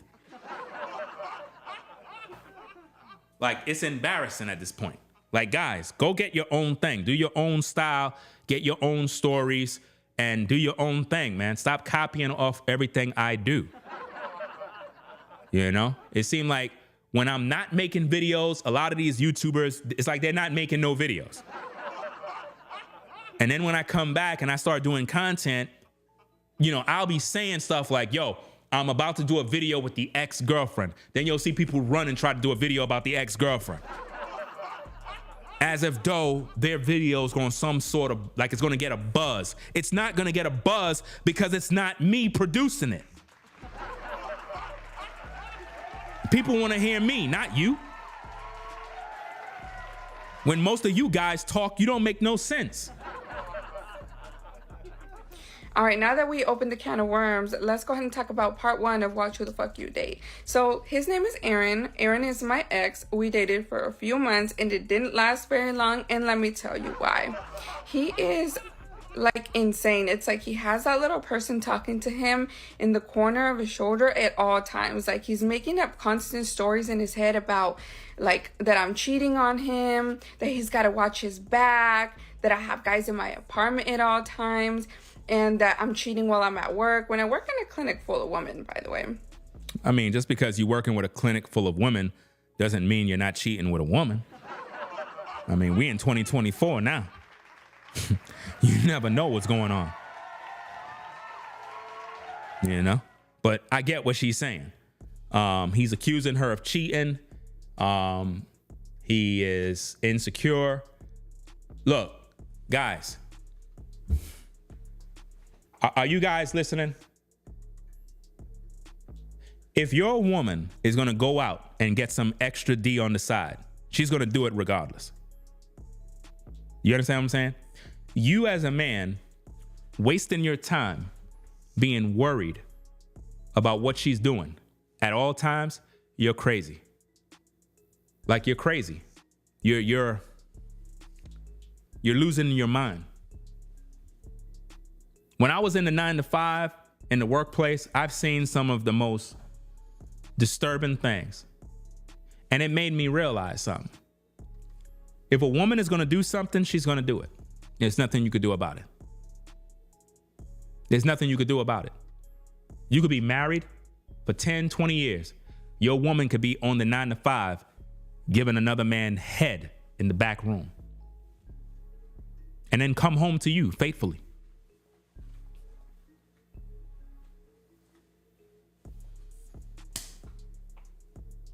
It's crazy, I know. But if you worried that much about her being at the 9-to-5, then you need to make a little more money so that she don't have to work. You see that? You would have to make enough money where she's not at the 9-to-5. And that's if she want to stay at home, because in today's culture, a lot of women refuse to do that too. Because they look at it like, stay home? What?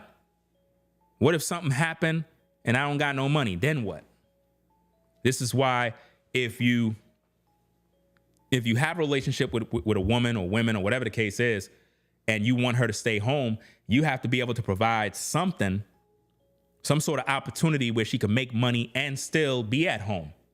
So that if something was to happen to you, she'll still be financially able to make it with the family, the kids, and so on and so forth. You know?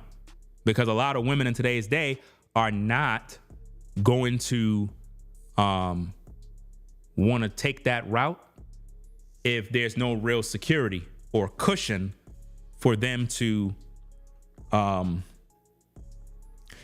guess, be at peace. And I can't blame them, because remember, the dating game is rigged. Society is screwed up. Marriage is at an all-time low because of the battle of the sexes. You know, traditionally, men are supposed to be the providers, but in today's culture, women are now their own providers. So it's really bad. And to balance out the playing field, a woman is supposed to be a man's helpmate. But in today's cultures, women don't even want to help a man anymore. So on one spectrum, men don't want to be providers to women anymore. Why? Because women have become their own providers. And the women are saying, I don't want to be a helpmate to a man anymore. So now the men are frustrated because they want to settle down, build a family, but the women are like, well, I'm not helping him to do nothing. And the guy's like, well, then what's the purpose of you being here if you're not going to be a helpmate to me? What's the purpose of you being here? And a lot of times women don't understand that. They think that all they got to do is look cute. In other words, as long as I look pretty, I'm good to go. Look, ladies, let me break this thing down. You looking pretty, you looking cute is for me to desire to smash, and that's it. Are you getting it? You as a woman looking cute, sexy, hot, spicy, and delicious looking is only for the purpose of me procreating with you or just smashing to have pleasure. That's it. After that, the curtain goes down and that's it. And this is where a lot of ladies mess up when it comes to relationships, because you thought being pretty meant a guy is going to just take you under his wing, make you a wife, and give you the world. No, it don't work like that. You got to have something that you actually bring that's going to make this man want to risk it all and keep you in his world where not only do he enjoy having sexual relations with you because you are fine, you do look good, but you bring so much value into his life because not only are you attractive from head to toe, you look great, very, very fine. But it's not just about that. You bring the cooperation, you have great conversational skills, you're a helpmate, you're good with children, you know how to cook, you're attentive to his needs, you're encouraging, I can count on you, you know? You're there when times are good, when times are bad. You're not giving up on a brother when things are going south. You know, they don't make those kind of women where it's like we struggle together. We make it together, we get rich together, we get this bag together. Those kind of ride or die type women. In today's culture, it's a different breed of women where they'll come to a man only when he got something going. They don't want the man when he's in his pursuit to greatness. They don't want him. They want him when he's already done established. Once he's completed and he's built up, then they want him. And it's sad because it was never like that back in the day. It was never like that. You would get with a woman and she would just look at you and know you're the man I need to be with. There are still some women like that today. Don't get me wrong. There are still some women that they're cut from that cloth. They'll see a brother and they'll just know I need to be with him. And they know. And all it takes is them having that connection. And it's a wrap from there because she already made up in her mind she would submit to that man and be his everything. You know? But when he went on that show, he was looking for the Esther lady to be his everything, not understanding who she is and where she come from and what her intentions is. I feel he messed up when he started talking about his money. If you talk about you have 100K, you could pull out the bank, bro, you're going to attract gold diggers. You're going to attract gold diggers and women are going to want a piece of the pie. And I can't blame them for wanting a piece of the pie. You offering it, hey, they going to take it. Don't get mad. You know? If a woman is finessing you out of all your money, it's because you a dummy. Get your money, ladies. If these guys are stupid and they just keep giving you all their money, then they dumb. Get whatever you can get. I'm not making no woman finesse me out of no damn money. No, it's not happening. And I'm not chasing no woman around either. I'm not doing none of that. I feel that if a woman is interested in you, she'll reach out to you and just let things be known. Like, hey, this is what it is. This is what it is. Boom, boom, boom. And let's move forward. No games, no playing. But if you got to be chasing a woman around, that's because she's running from you.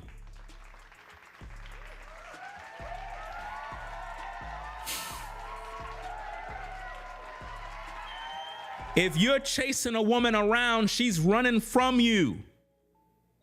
That's why you're chasing. She's running. She's trying to get away. If a woman want to be caught, she's not running. She's going to stop and make you holler and talk. The problem is social media. There's too many distractions, too many opportunities. And because a lot of times you'll have a woman who is attractive, she don't understand the intricate details of her beauty. I keep telling you, ladies, y'all keep getting mad at me. When you look good, look, let me break it down for the ladies. Let me break it down. Look.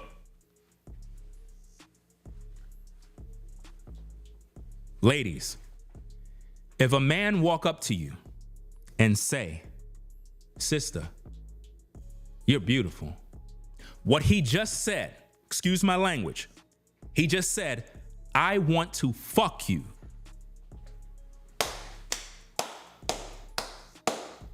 That's what he just said. Listen to me. When a man compliment you as a woman by telling you, you so fine, you so beautiful. What he just said is he want to put heavy meat inside of you from the back. If I see a sister and she look good and I tell her, that's a translation to that is, I am attracted to you to the point where I want to sleep with you.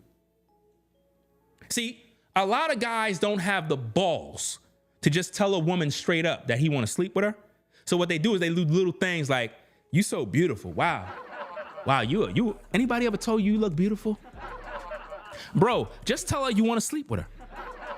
That's all you got to say, straight. Just tell her straight. See what happens.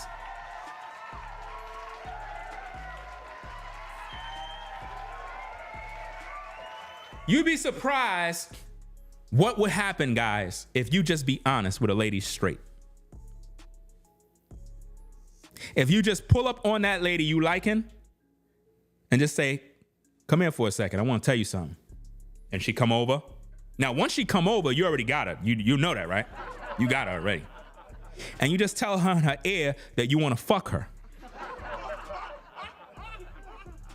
Just tell her straight. See what happens. I guarantee you would do something to her. I guarantee you.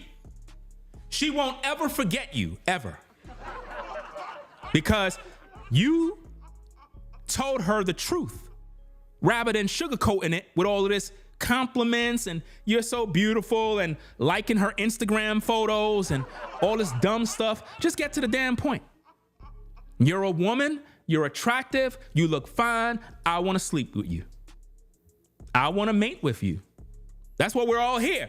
Listen, we're here because our father was out in the field working construction and he saw a woman walking by in a sundress. Hey, brother, man. Yo, you see that lady right there? Who? Yeah, right there. Yeah, man. Yo, she fine, bro. Man, she looking real good. Man, oh man. You see that thing on her? Wait, she's coming over here, guys. She's coming over here. Hello, guys. I was just walking by and I was just wondering, you guys are construction workers? Yeah, babe. You know, we construction workers. We know how to use our hands. But let's talk about me and you, though. Oh, you want to talk about me and you? Yeah, baby, you know how it is. You know, I'm over here working in the hot sun. You know, I could use something to drink. And I'm kind of hungry. I could use something to eat, too. Sucking now. I like the way that sounds. That's how we all got here, guys. It started off like that. Next minute, our mom was bent over the kitchen sink, and our pops was putting heavy meat inside of her.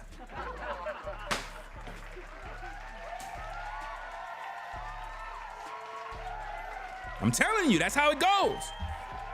So don't get mad at me. I'm just telling you the truth. So as a brother, listen, I'm just giving you the truth. Don't get mad. Ladies, if a man is telling you you're beautiful, you're attractive, wow, sister, you got some beautiful lips. Ladies, if a guy say you have beautiful lips, what he just said is he wants some head. He's just not gonna tell you. And you know, a sister, you know, listen, no other woman on earth got lips like a sister now. You know that. You do know that, right?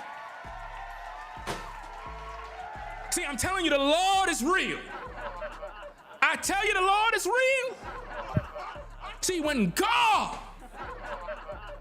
made a black woman, I said, when God made a black woman, yes, he did.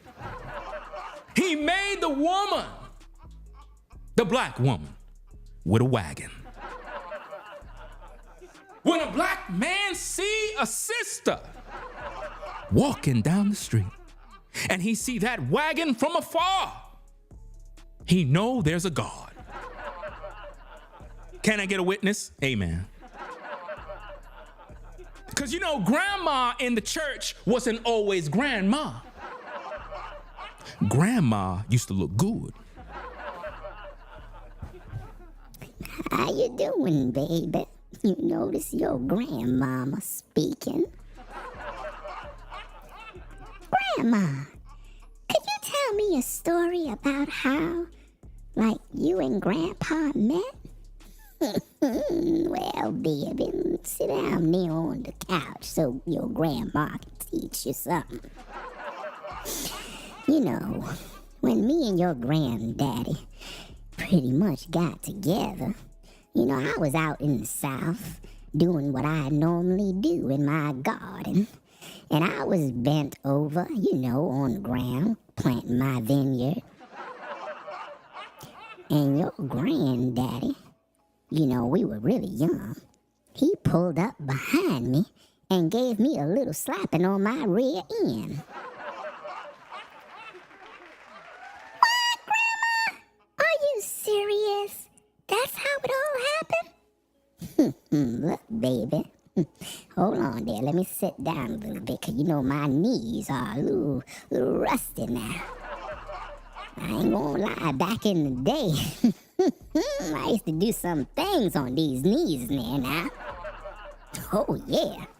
On your knees, Granny? What do you mean by that? Baby, that just kind of slipped out. I can't really talk about those things. You're kind of young right now, but when you get older, baby, you gonna be on them knees too.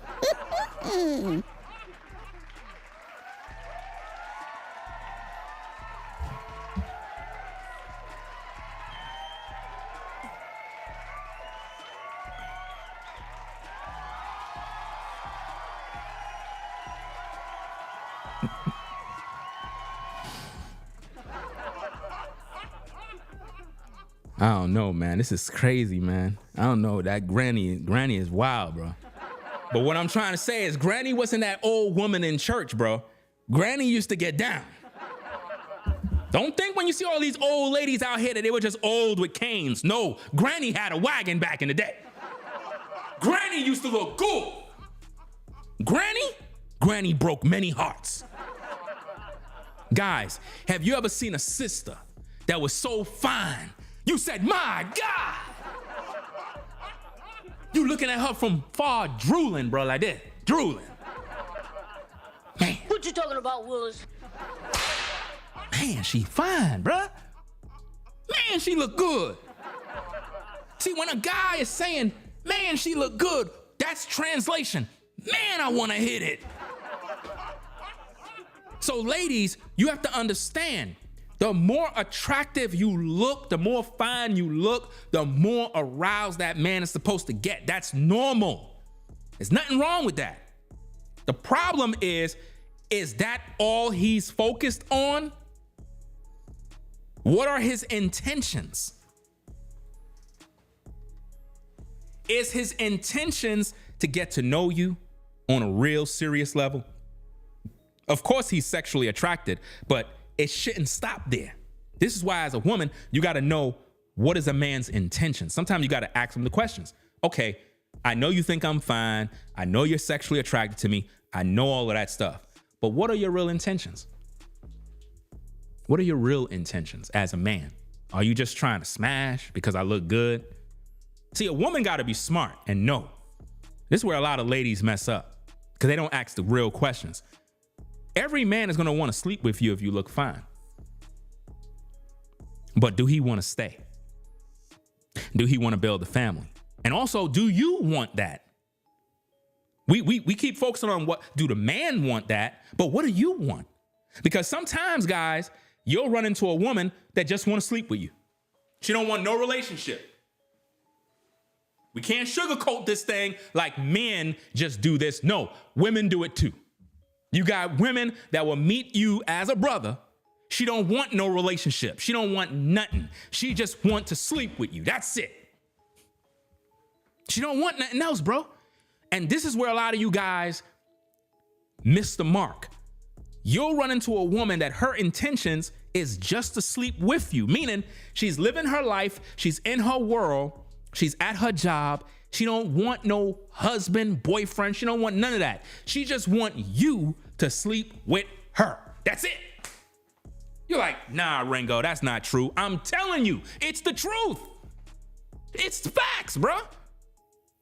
There's women that'll tell you straight up. She don't want no relationship. She just want to sleep with you. And then she go back to her world.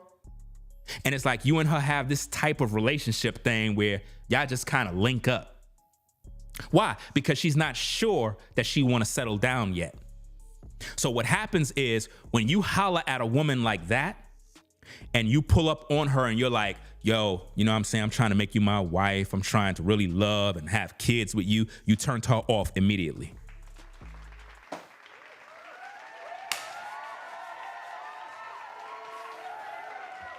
The reason why you turned her off immediately because it ain't take all of that. You thinking by you saying all of that is going to make you sleep with her faster. No, she wanted to sleep with you from day one. While you saying all of that, you turned her off because now you scaring her. She was attracted to you. She wanted to give you head. She wanted to go crazy. But the minute you start talking all of that good stuff, because I'm not saying it's bad, you wanting a family, wanting to marry her, make her a wife, all that stuff sounds great. But what I'm trying to show you is there are a plethora of women out here that once you say that, you turn them off. Now they pull away because they're saying to themselves, if I slept with this guy, he's going to be attached to me. He ain't gonna want to let me go. If I gave him some head, man, I don't think it's worth doing it because he gonna end up probably stalking me, want to control me, think I'm his wife now. And you got women out there that calculate this type of stuff, believe it or not. They know what I'm talking about. While I'm sharing this, they like, damn, he's giving out the secrets. Girl, you hear what Ringo's saying? Yeah, I hear what he's saying. He's speaking the truth, though. Yeah, I can't believe this. How he know all this? Once you expose that you want to build family and love and all of that, you scare her away. Now, you might be doing the right thing and feel you're doing the right thing as a man, but it goes back to what I told you earlier. If a woman really feeling you, she's going to naturally submit to you without you doing anything. She's going to know that she's supposed to be your woman. She knows automatically. Without no long talking, she just know I'm supposed to be his woman. She knows already. It's just like how we could see a lady and we're like, man, that's my woman right there. At least that's what you want. You know? But what I'm giving you is the truth, guys. This is where a lot of guys mess up. Believe it or not, you have a lot of women that they don't mind dealing with you. They don't mind sleeping with you. But the minute you start talking like serious relationship talk, you turn them off. And they would rather not sleep with you, even though they want to. This is the thing about women. Women can want to sleep with you badly. Some of you guys don't think this is true. You got women out there that would want to sleep with you, but will not sleep with you because they hear you talking that serious commitment type relationship talk and they're not really ready. And it doesn't mean that they're in the streets sleeping around. Don't get it twisted now. It doesn't mean that she's out and about with multiple guys. It don't be that way sometimes. It could be that she just don't want to rush. She want to kind of just take her time and just, relax. But if you come in strong, like, look, I'm really feeling you. Damn, you fine. I'm trying to make you mine. I'm trying to have these kids, make you my wife. She's like, I don't think I should sleep with him because if I do, he's going to be at my job. He's going to be connected. He's gonna be probably stalked. She'd get afraid, bro. She gets nervous. And she will pull away from you, ghost you, make an excuse to break up with you because she feel like she's trapped. This is why I say, as a man, just do your thing and let women gravitate to you and let her choose you. Let her choose to want to be with you. I don't think that this brother allowed Esther to do that. I think that he was more or less trying to control her right from the jump. Just got off the show and was already showing signs of controlling her. And she probably wasn't feeling that. She probably was like, oh, hell no, you ain't doing that. So let's take it back to the beginning. So again, we met. I lived in Arizona. He lived in New Mexico. And he said, oh, I have a friend that lives in Arizona. I was actually just there. I was like, oh, dang. Well, whenever you're down here again, let's grab dinner or whatever. He's like, all right. He ended up coming, and his plan was to end up moving to Arizona anyway with his friend, right? He ended up at my house so much anyway that I was just kind of like, I mean, you kind of already live here. His clothes was there, everything. So I was like, fuck it. Just, that was my mistake. So she let him come by her house, and he was staying by her house. The same guy that made $100K or have $100K in the bank. Oh, my mom ends up making dinners for us all the time. We're Mexican. We make huge dinners. And the first time he went, he met the family and everything was cool. But when we left, my mom called me and she said, are you okay? And I said, what do you mean, am I okay? She said, well, I see something in his eye, like he wants to hurt you or like he wants to control you. I don't know how to tell you because I don't want you to think that I'm crazy. And see, if her mother or whatever was telling her that, is because the mother probably was dealing with men that were just like that. So she's basically telling her some sort of advice, I guess, she see things. Normally your family will see things in a man that you probably can't see. It's sort of like, even in today's day, you can have a woman who's dating a man. He's a pookie, a ray-ray. He's no good, abusive, a weirdo. And her cousins and everybody could see it, but her cousins is telling her, look, get away from him. He's no good. He's bad. He looked like he's going to be violent. And she's like, no, I love him. You don't know what you're talking about. You're just jealous. And it's not that they're jealous. They could see things you can't see. See, back in the day, a man, when he wanted a woman, he would go to the father and he would ask the father for his blessing to take his daughter as a wife, or just to be interested in a young lady. A man would go to the father out of respect and honor and ask to talk to his daughter. That's what men did back in the day. And if there was no father there, he would ask the mom. He would come there and introduce himself like a man. Hey, hello, my name is such and such. I just want to come over and introduce myself. I live in the neighborhood, and I just wanted to say I like your daughter. Guys did that back in the day. They don't do that no more. And it's sad because in those days, families, relatives, they were very involved in who was talking to the women in the family. So they were very protective. So if a Pookie and a Ray Ray came in, you would have the brothers, the nephews, the cousins, everybody would examine this joker to see what his intentions were. Now, we already know he want to smash. There's no doubt about that. If a man is near your daughter, he want to smash. Let's not play games. That's normal. That's life. That's how we all got here, right? The issue is, what are his real intentions? What are his real intentions? Is he trying to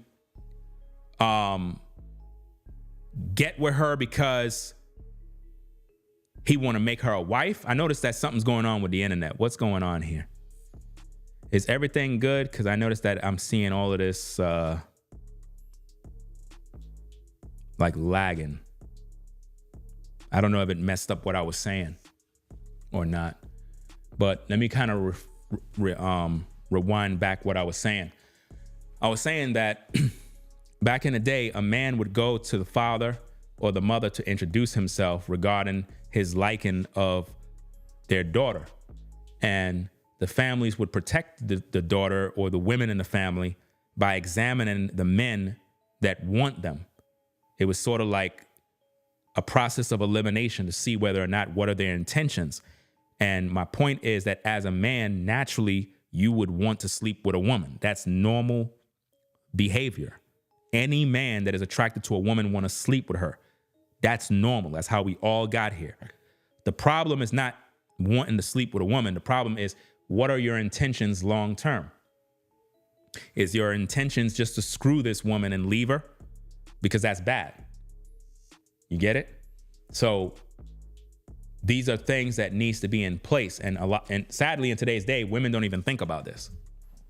They don't even think about what is this man's intentions long term, because he could just only want to sleep with you. That's it. The only reason why he's taking you on a date is not because he really want to eat some food. He could care less about that. He want to get between them legs.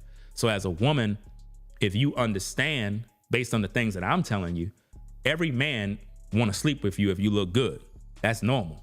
Heck, if you look good and I'm around you, I'm going to want to sleep with you. You know, I'm just keeping it a buck. The problem is, what are the intentions of this man long term? If it's just to sleep with you, then it wouldn't be good or beneficial to you to even entertain this guy any further, because his intentions is not to be there long term. His goal was just to sleep with you, and he thought you were stupid enough to just want the same thing. Now, maybe you're a woman who just want to sleep with him too.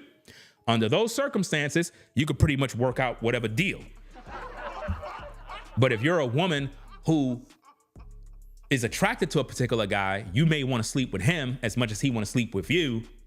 But your goal is long-term relationship and success and family development, but he's not thinking about that, then it don't make no sense you go that route. This is why when you meet people, you have to have these deep conversations. A lot of men don't have conversations with women. They just want to sleep together with the woman. So as a woman, you got to ask these questions and find out where he at mentally to see what his intentions is. You know, she only dated him a short period of time. You know, he most likely smashed, most likely, I guarantee, you know, because if he didn't, she wouldn't be making this video.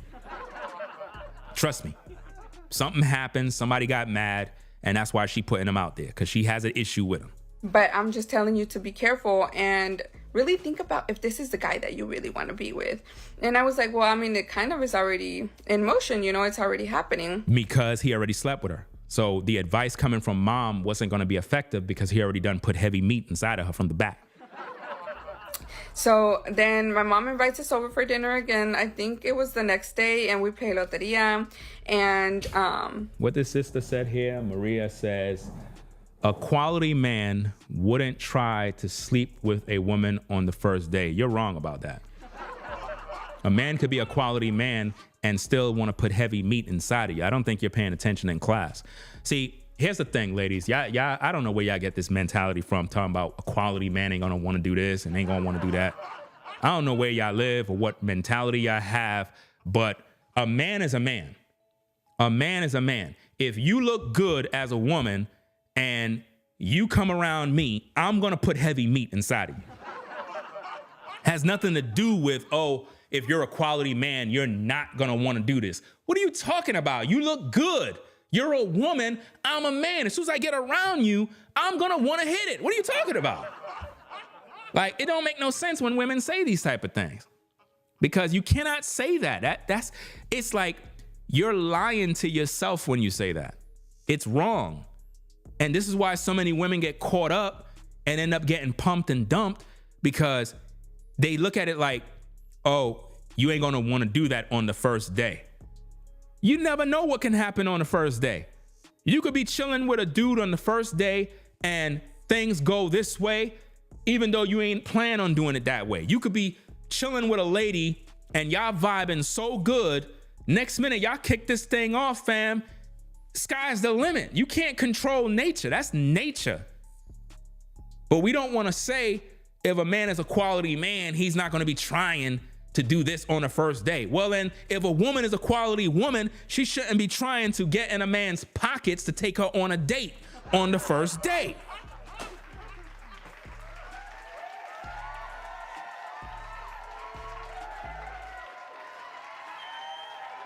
Woman shouldn't be trying to beg a man to take her out on the first date. Woman shouldn't be asking or looking for anything. You know? Woman shouldn't be worried about a man's wallet on the first day. See, it's always flipped on the man. If a man want to sleep with a woman on the first day, he's not really a quality man. And it's not even that you're sleeping with her, but you cannot tell me as a man what's not on my mind. If you're a woman and you look good, if I met with you on the first day and you wearing a nice maxi dress and you got all these curves, pretty feet, pretty toes, looking real good and spicy, sister, I'm gonna wanna smash. But that doesn't necessarily mean we're gonna kick it off on the same day, but you can't tell me that I'm not thinking this when I'm a man. That don't make no sense. Every man is thinking about smashing all day. You know? Just telling you the truth. And I think that if a lady don't understand this, you're setting yourself up for danger, because here's what you're gonna do. Watch this. You ready? This is how, as a woman, you're gonna get played by a man. If you say that, see how the sister said that, right? Now watch this. You'll have a Pookie and Ray Ray, right? He'll read what you said and he'll say, yeah, I know how I can get this sister. I know how I can sleep with her. I'll just act like a good guy.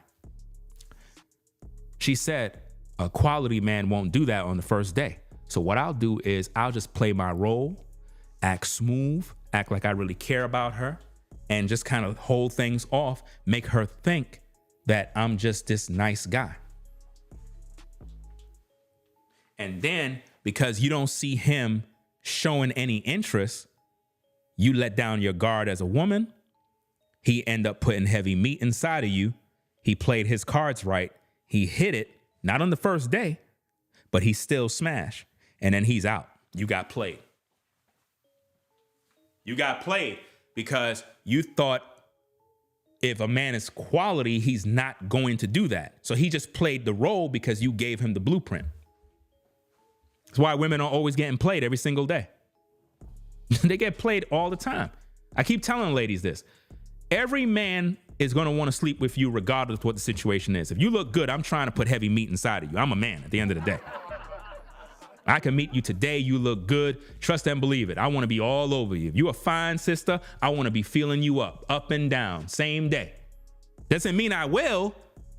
Listen to me listen to me carefully, ladies. It doesn't mean I will, but it's on my mind. Because if I didn't feel that way, I would not even be around you. If I'm not attracted to you sexually, I would not be around you. What am I around you for? Why would I want to be near a woman I'm not attracted to, that I don't want? It makes no sense. Guys, would you want to be around a woman that is unattractive, that you don't like? You ain't want to be around her. What keeps a man excited is the fact that he likes you and he's sexually attracted to you. That's what keeps him there. There's no way around that. I think that a lot of times women don't have a good understanding of men, and this is the reason why they get in so much trouble in the dating game, because it seems like they keep meeting all the wrong men, and the men that are the real men, they just can't get next to those guys because they judge the good guys based off of the Pookies and the Ray Rays that they deal with. See, I'm keeping it 1,000, but a lot of these women, right, they'll avoid a guy like me, but they'll get caught up in the trap with the guys like the Pookies and the Ray Rays and end up pregnant out of wedlock. It happens every single day. Every single day. Let's get back to the tape. I guess he was just like, no, I don't want to go. Like he started little by little, kind of not wanting to be around my family. And I don't know if he noticed that my family didn't really like approve of him or whatever. I'm not too sure. So her family didn't approve of him, and she was with him, right? So which mean she already knew about some of his toxic ways, but she stuck it out with him because he put heavy meat inside of her. See, the thing about heavy meat, if I can talk about it, right? a lot of times, right? And we got to break these false narratives about relationships, like, oh, women want a man that got a bunch of money. Women want a man that is 6'3", this, that, muscular. All of that is baloney. If you put heavy meat inside of a woman, bro, listen to me very carefully, guys. If you're able to put heavy meat inside of a woman, make her feel good, give her the work of God, touch her body in a way that she never been touched before, explore her body in a way that never been done before, give her an experience that she never gotten before. It doesn't matter what you got. You could be broke. You could have no job. You could be homeless. That woman's still kicking it with you. I don't care what nobody say. I don't care what nobody say. All these women are liars. All of these women are liars, guys. You got women out here with great jobs. You got women in the medical field. You got women out here that are professional dentists. You got women out here that are lawyers, attorneys, and they're dealing with a man that got no job. The man got no job, but he putting heavy meat inside of her, deep. This man is putting heavy meat inside of her. This man is eating the box. This man is eating the back. This man is sucking toes. This man is doing every single thing in the book. And she with him. And he don't got nothing. He don't got no savings. He don't got anything. But she's still with him. So the truth of the matter is, all of that stuff women be talking about, oh, a man got to make this, he got to have that, got to 6 figures, all of that is baloney. You give some woman some damn heavy meat, put that work on her, I guarantee you, she don't mind you work at Target. She don't mind you work at the home improvement store. She don't care what car you drive. As long as you know that you're that guy in her life, you put some heavy meat inside of her, you have great conversations, you're there for her. That's all that matters, guys. Don't let them fool you with all of these lies today. They be lying to a lot of you guys. Because a lot of times, if you go check these women backgrounds, they're dealing with a pookie right now. They got a pookie in their life somewhere who's putting heavy meat inside of them from the back, deep. And don't give her the extra 2 inches. If you give her the extra 2 and you go a little far back, like a little bit deeper, and you hit like the back part of the wall in the back, once you get back there, that's why you gotta give her the extra 2. The extra 2 inches to me is what does it. Because, and see, with a black woman, it's kind of difficult to give her the extra 2 unless she's a slim sister. This is why I like slim sisters.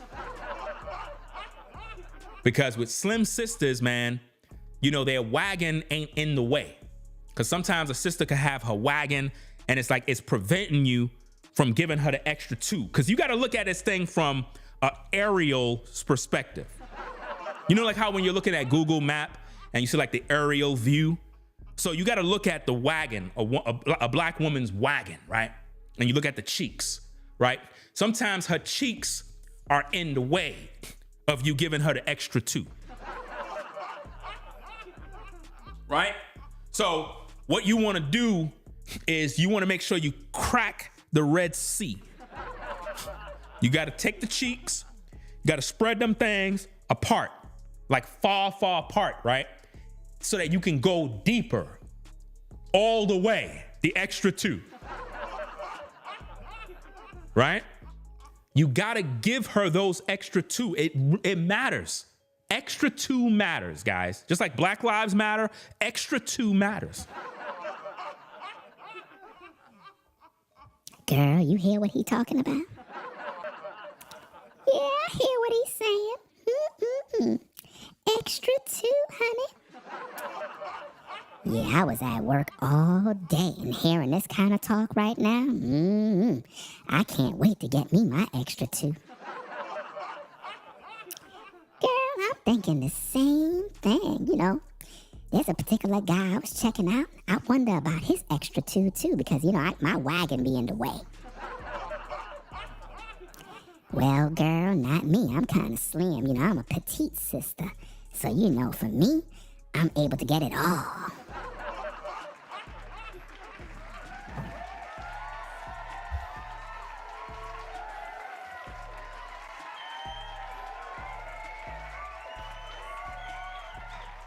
I'm telling you guys, man. I believe that Ninja Turtle Man may have given her the extra 2, and that's why she decided to expose him. Because, you know, a lot of times, guys, even women in your past that may expose you, they really still like you. I'm serious. They really still like you. But let's get back to the tape. But anyways, that was a red flag number 1. It's kind of like he was already trying to distance me from my own family. You know, like the only protection that I have had is from my family, and he was trying to move me away. So when I first started talking to him, I was talking to other people, as in I had a lot of guy friends, and I don't... She had a lot of guy friends, guys. Keep the game. Hang out with too many girls because sometimes it can get overwhelming and a lot of drama can start. So she ain't have no girls as friends because it's too much catty drama, but she had a lot of male friends. Let's go. So they would still text my phone, and of course I talked to somebody else before I met him too. It kind of just ended up going in the direction with Aaron. Remember what I told you guys. When you holler at a woman, there's a chance she got a man already. Didn't I tell y'all that?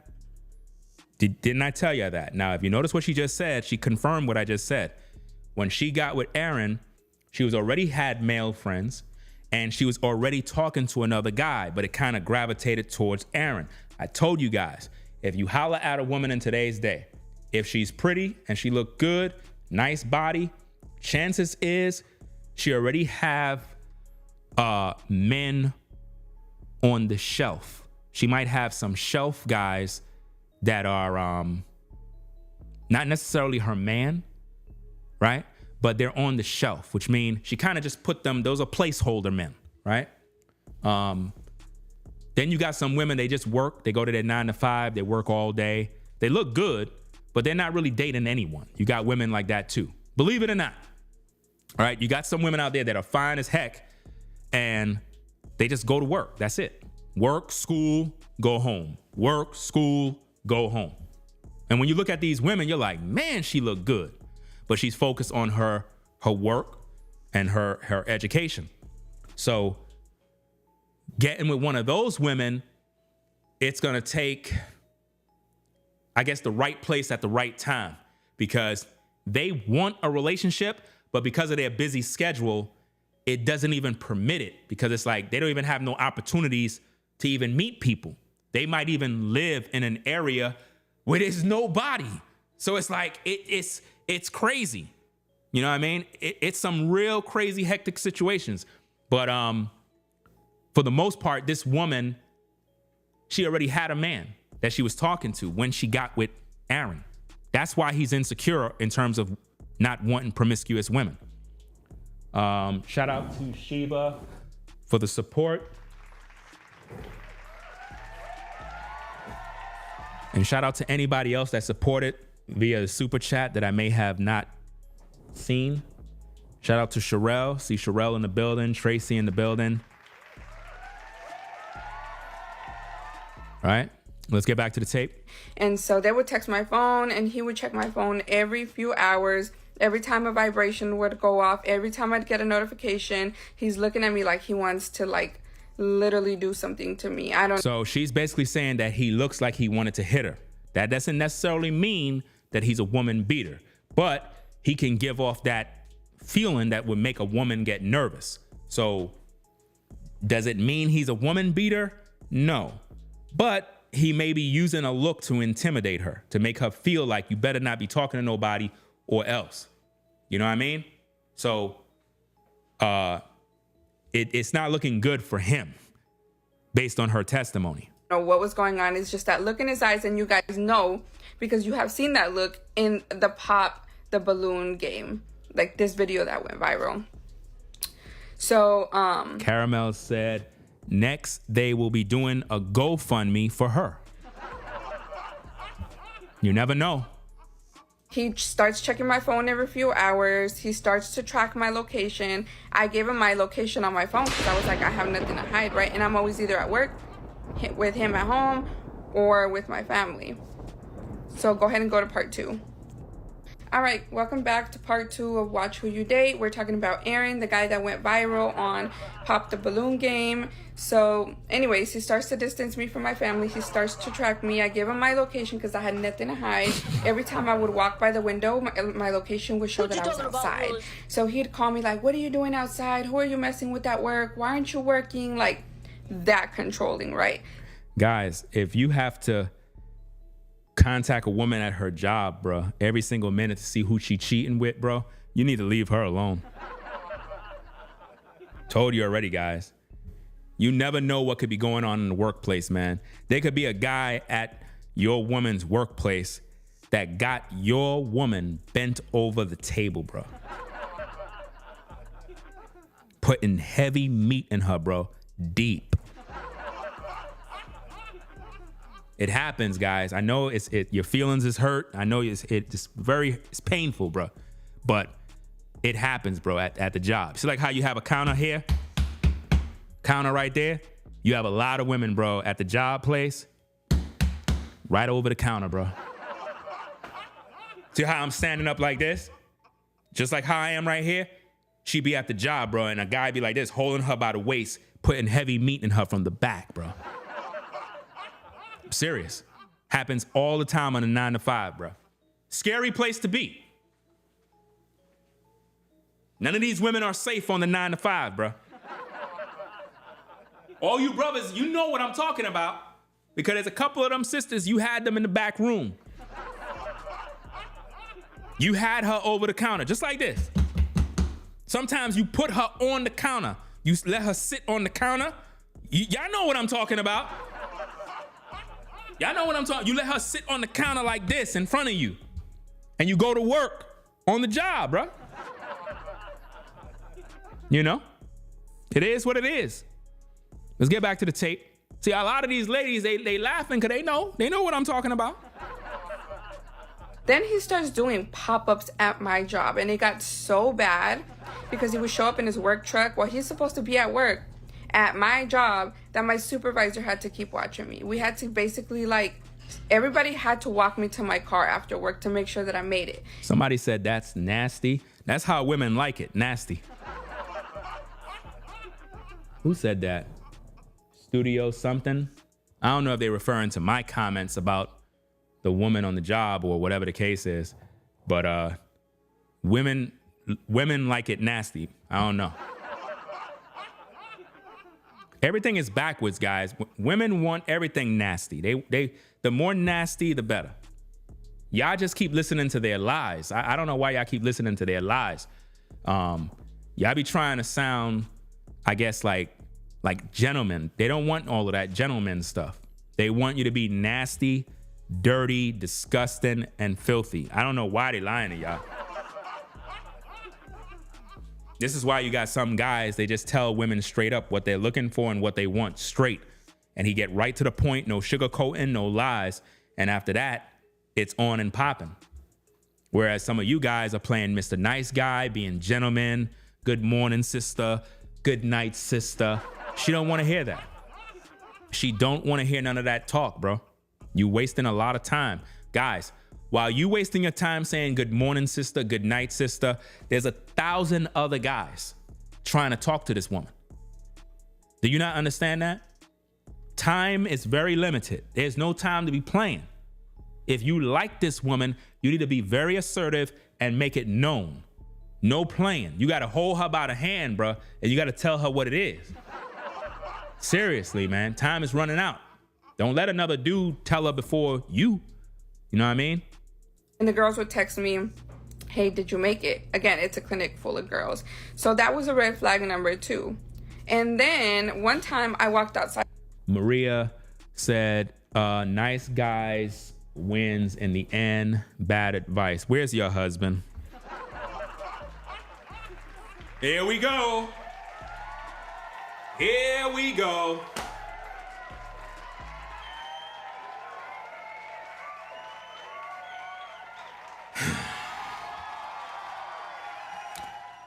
Where is your husband, Maria?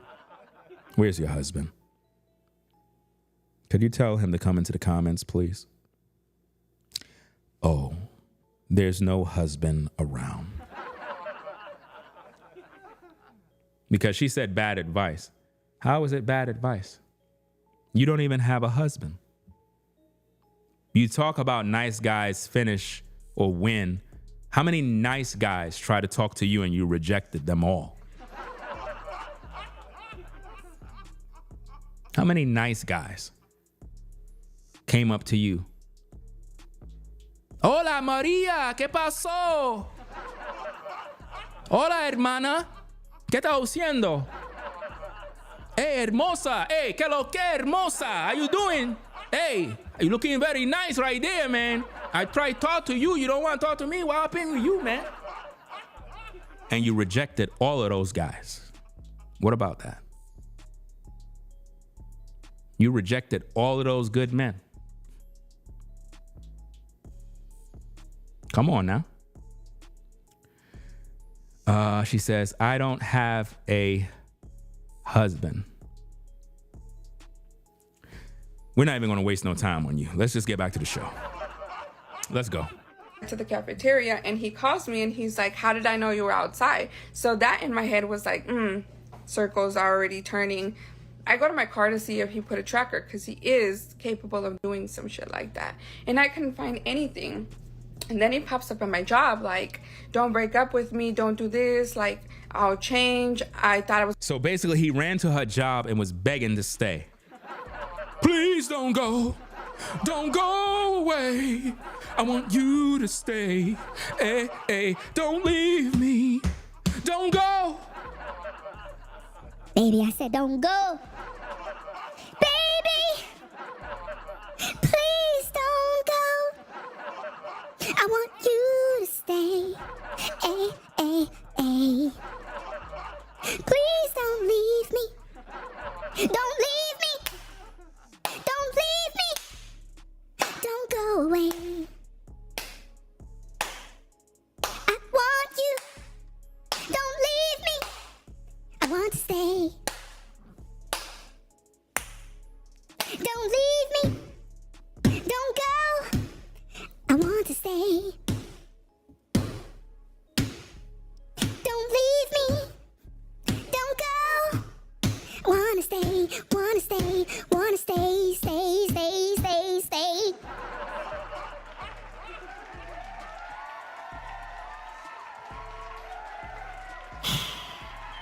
So he was begging her to stay. Wait a minute. I still got the voice on. He was begging her to stay. He was singing a Jodeci song. I'm trying to think of which Jodeci song. I can't think of one off the top of my head. But he was begging her, please. Wait, who was the one from JoJo? Wait, KC? Wait, is it KC and JoJo? Which one? Which one is the one that always saying, they'll pay your rent, they'll buy you a car? This is what all those guys were saying back in the day. They'll be begging women. See, the R&B music back in the day was begging music. You used to beg women music. They would say, I'll pay your rent, I'll buy you cars, I'll cook your dinner too. Like, what? I ain't doing none of that. I don't know what you're talking about, but I ain't doing all of that. That was Babyface? Yeah, Babyface was tripping, bro, with them songs. Talking about, I'll buy you a car, I'll pay your rent, I'll cook you dinner too. What? The hell I look at cooking you dinner? No, I ain't doing that mess. You supposed to be cooking me dinner. You know? Let's get back to the tape. Gonna catch you doing something. And I was like, how did you know I was outside, right? He said, I put my extra phone tracking you in your car and I left it on record because I was expecting to record you doing something, as in cheating on me or like messing around in your car. And I was like, I was done. After you see, this is what the brother was doing, y'all. He had recorders recording her, had her car hacked, I mean, come on, man. This is too much, man. No woman gonna stay there if you're this insecure, guys. That I was completely done. I said, get your stuff, get out of my house, and come bring me my key. And he was like, no, I'm gonna change, whatever. I went home, he was still there. He was like, let's try to work it out. I was like, you know, he already lives with me, he moved here, like whatever. And I was going to do it so bad. And then he went to go get coffee for me or something from Starbucks, and he was like, something's wrong with your car. And I was like, what do you mean something's wrong with my car? He's like, yeah, it started to act weird. And I was like, okay, hold on right there. My car, I have a 2019 Dodge Challenger. It's been perfectly fine. I kept up with the oil. I don't understand. All of a sudden you're driving it and something's wrong with it. Go to part 3. Part 3, and this is the last part that I'm going to post about Aaron, the buff guy from Pop the Balloon Game and Watch Who the Fuck You Date. So, he was like, yeah, your car's acting funny. I was like, no. At that point, I was like, already get out of my house. Like, I don't want you here. You ain't paid one bill. You put $20 a light one time, and maybe you spent like $30 on groceries because I was gonna cook dinner one time. But my mama always told me, do not allow a man to come into your home and pay any bills, because then he's gonna feel like he has the right to either stay there or like, oh, I paid the rent, I live here too. But in all reality, everything that I had gotten was mine, and I didn't allow him any part of that. So, and that's true. If you have your own crib, your own space, and you one of them ladies talking about, oh, I'm making a man pay my rent, pay my bills, do this and that. Once he start doing that, he figure he is his spot too. You know? So if you don't want him thinking it's his spot, you better take care of your own. This is why I don't understand when women be wanting some man to just come in and pay their rent and do all this other stuff. It don't even make no sense. You know, let's get back to the tape. I was like, all right, get out, whatever. He leaves. He still tried to contact me. I was like, no, get out. I grabbed my car. I went to my mom's house because I didn't want him to try to come back and to try to convince me. And that's what brings to like my mind all the time. Like, you guys tell people in abusive relationships all the time, like, you need to leave, thinking that it's easy for these women to leave. And it's not. Like, yeah, they've gotten hurt or whatever, but these women are completely head over heels in love with these men, so it's not easy to leave. So I did. Translation, he was putting heavy meat inside of her. I'm just telling you straight. When women say it's not easy for them to leave, guys, if this guy was such a dirtbag based on all the things she's saying, right? And she's saying how it's difficult for women to leave, it's because even though the guy might be a dirtbag, a weirdo, he's putting heavy meat inside of them from the back. It's always about the meat, guys. Trust and believe me. If it's difficult for a woman to leave, it's because the guy is putting heavy meat inside of them deep from the back. You know? That's why it's difficult for women to leave these relationships, because the meat is going deep. That's just what it is, guys. They're not going to admit it. But the truth is, they want to get rid of the guy, but they're like, damn, if I get rid of him, I'm also getting rid of those strokes. I'm getting rid of the way he kissed my body. All those tricks he be doing. I don't know if I want to give that up. That's what's going on. That's what they're not telling you. What I thought was best. So I went to my mom's house right after. And he's calling me like, dang, you're already at somebody else's house. You're already cheating on me. I was like, whatever. And on my way to my mom's, I start to feel that my car is starting to shake. I'm like, dang, like, what is it? I took it to 2 different mechanics that were like, it was the spark plugs, the ignition coils. I fixed that. And then I went to another mechanic because it started to shake again. And supposedly it was the same thing. They fixed that again. So I went to a 3rd mechanic, and he's like, I think they might have put sugar in your gas tank, but I would need to take out the gas tank to make sure. And I was like, no, I don't think he would be capable of doing something like that. Whatever. So I couldn't find what was wrong with it. At this point, I had moved out already because I was so scared. My mom had let me borrow money because I needed to move out before my lease was up, so he didn't know where I lived. I moved apartments. So at this point, I went and got a new car. I went to the dealership and I got a new car. I changed my car. And when I asked him, hey, did you ever find out what was wrong with my Challenger? He said, yes, there was sugar in the gas tank. So this man put sugar in her gas tank, bro. You supposed to be putting sugar in her back door. I'm just saying. He put the sugar in the wrong tank. He put sugar in the wrong tank, bro.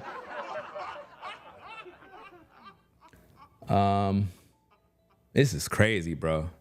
Man, sabotaging people's cars, that's dangerous, man. I hope that's not true, man. I hope she capping, man. But if dude is putting things inside of people's car, man, that's some dangerous work right there.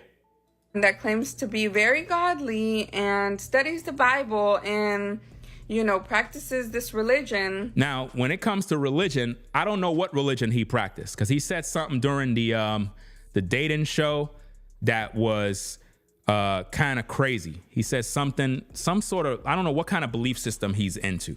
He said something, some theism, something, he said it, right?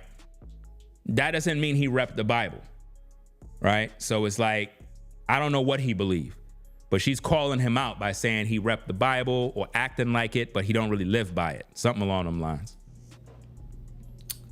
Put sugar in my gas tank, tracked my car, put a phone to record me in my car. And I would do things like say everything he needed to hear, like, yeah, I cheated on you. Like, because I was so scared of him being crazy. Like, this guy has a record. You guys don't know that. You guys really need to be careful who you make famous on this app. I don't want to say anything else because I feel like I already opened up a big can of worms. If you guys have any questions, I'll answer them, but I don't want to make this any more parts.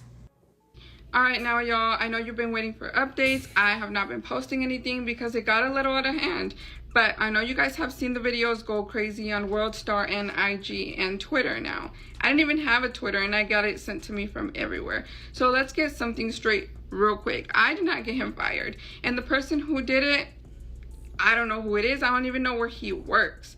So I didn't. See, there was one person that got him fired, not women. He's going around saying that women got him fired on social media. That's not true. He's using that to scam the people out of thousands of dollars. See, he already made $13,000 off of donations with a scam by claiming that he got fired because black women were calling his job. But really, it was one particular person that reported him about something totally different. And it most likely have nothing to do with the show.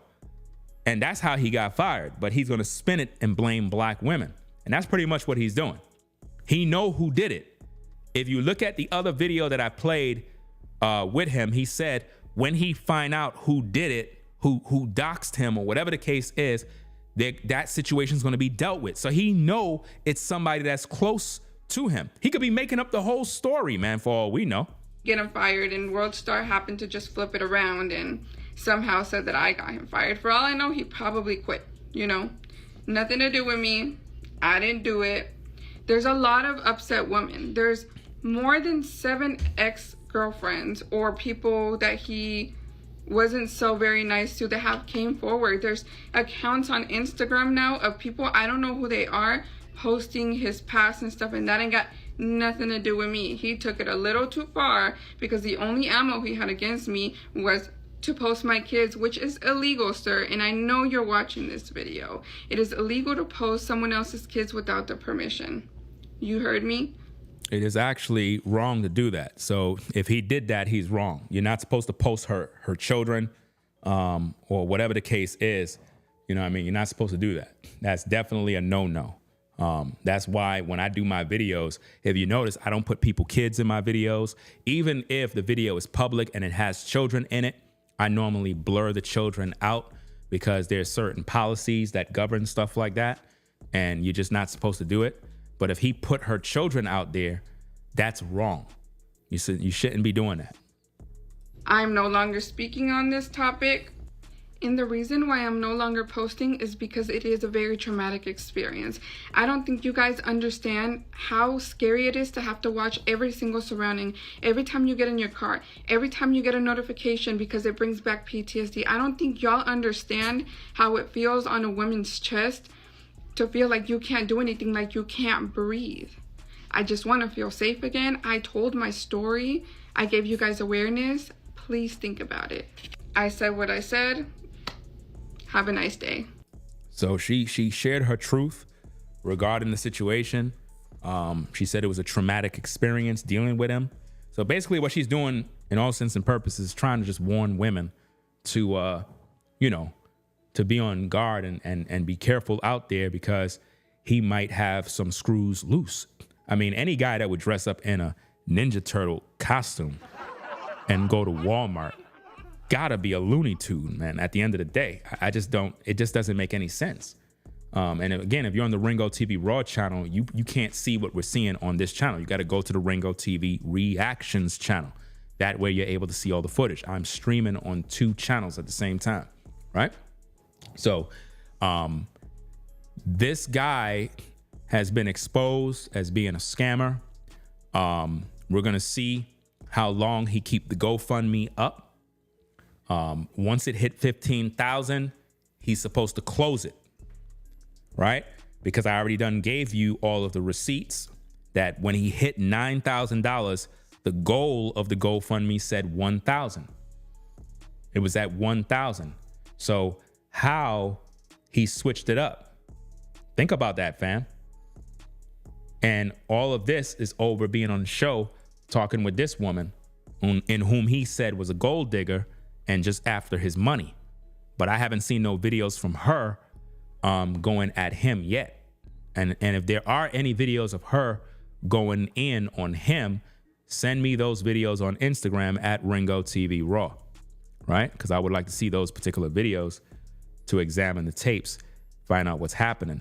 But let me see if I could do this real quick. If you look right here, when his GoFundMe reached $9,010 raised of a $1,000 goal, he originally set his goal at 1,000. When he saw that you ninjas are dumb and you're easily deceived, he said, you know what? I'm going to raise my goal. So at 9,000, his goal was set at 1,000. After I made my first video exposing his scam, he went and edited his goal and put it at 15,000. He edited the goal to 15,000 now so that he could continue to milk the system. And that's what he's doing right now. He's milking the system, and people, primarily black men, are delusional and dumb. They just keep sending him money. And this is the same guy who refused to start a business. This is the same guy who said he have $100,000 that he could pull out the bank, but he haven't pulled it out yet. So I'm trying to figure this out. Like, why is it that men, black men, is giving him a pass and not giving him no pushback? Why is it that so many YouTube platforms are doing interviews with this guy, but they're not questioning what he's doing with the money? They're not questioning why he ain't starting no business. They're not doing none of these things. They're too busy trying to build his image and repair the damage of his broken image because he can't stand on his own. You know what I mean? It's interesting to me how on social media, a total stranger can come out and do some BS, and black men would jump to his defense with no proof of anything and just side with him just because he's a man. That's feminine energy. That's something women do. Women normally jump on women's sides regardless if she's wrong. She could be wrong. Women will still side with her and be like, no, we got a woman power and girl power and all this other nonsense. So we got men doing the same thing like women now. We got men doing the same thing.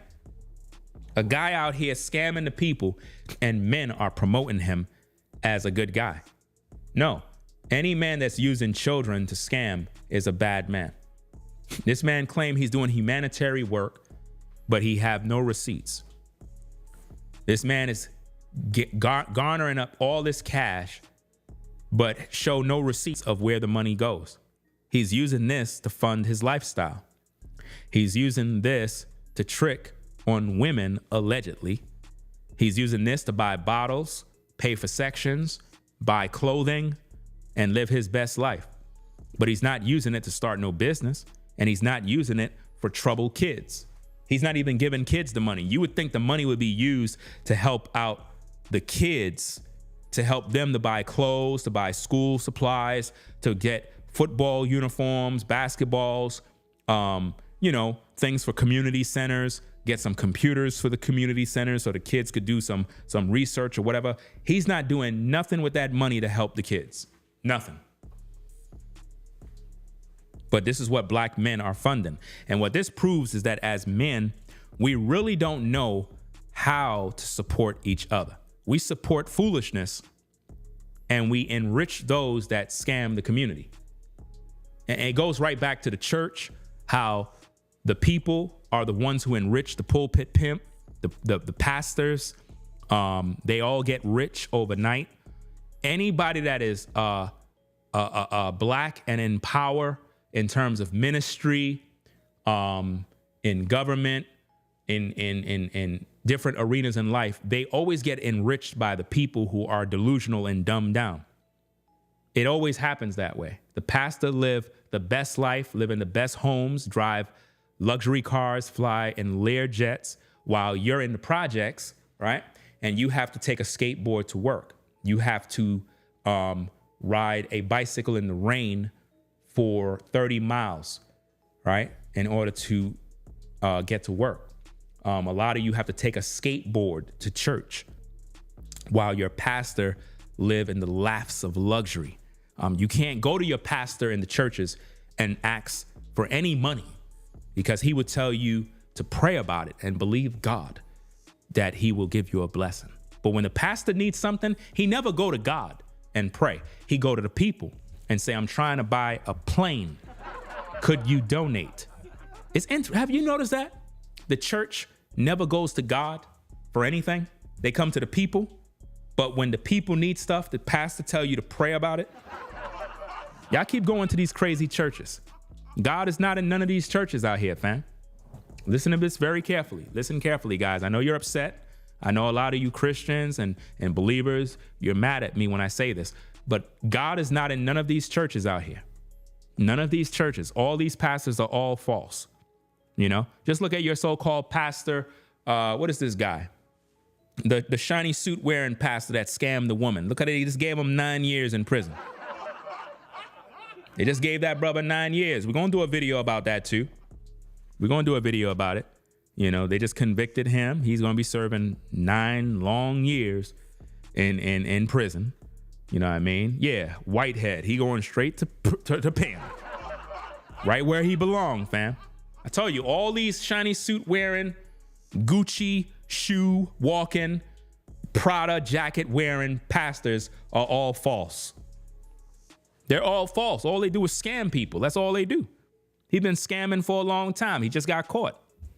You know? All these pastors are criminals. All of them. Creflo Dollars, TD Snakes, Benny Sin, Kenneth Copeland. All of these guys are criminals. All of them. All of them are criminals. None of them are from God. God don't deal with these churches out here. Yeah. See, religion is big business. Even out here in North Carolina, right? Even out here, right? You wouldn't believe how many churches I've passed. You wouldn't believe it. There are churches everywhere. I don't know if any of you are in the North Carolina area, but there seems to be churches everywhere I turn. There is a church. I'm like, why there's so many churches? Because it's big business. It's a store. It's a business. You know? It's a business. That's all it is. God is not in those houses. I'm telling you, it's religion, but God is not there. God don't work with none of that stuff. One of the biggest tricks of the devil is starting churches and making you believe that God is there. I'm telling you, man. I know you're going to get mad and be like, not my church. My church is the house of God. No, it's not. Your pastor is of the devil. I guarantee you. I guarantee you your pastor don't preach the Bible. He don't live by the Bible. And y'all just paying all his bills. And he never worked a day in his life. Right? It's big business. That's all it is. So, hey, we're going to get up on out of here. I got to go get me something to eat. It is what it is. I'm going to probably be back on later on. I'm going to try to dish out 3 streams. I'm going to try to be consistent till I get the studios connected and all sorted. Because like I said, I'm still waiting on certain deliveries for the downstairs studio. It's looking really, really nice. Like I said earlier in my other stream, you're going to enjoy the downstairs studio. Even the upstairs studio is going to be dope. But the one downstairs is going to be very interesting because nobody on YouTube have a setup like this. Nobody. No one. I'm telling you, when I said I take things to the next level, I'm not playing. To the next level, right? So shout out to everybody that support the show because that's where your support goes. Right?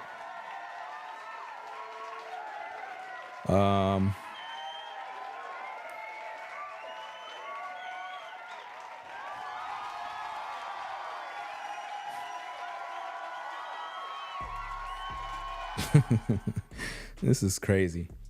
I might have to do a story on this. Wow. Spiritual Word just posted a post 3 hours ago. Said a 28-year-old teacher at a Charlotte high school has been arrested after she allegedly had sex with an 18-year-old student. I mean, 18-year-old. She's arrested. Age of consent. I don't know what this world is coming to, fam. Like, I just don't get it, bro. I understand she's a teacher and all, but this is not making any sense, bro. Like, I understand it's not right because if you're a teacher, you shouldn't be mixed mingling with the students. I get all of the rules. I get it. I don't need nobody to tell me all of that.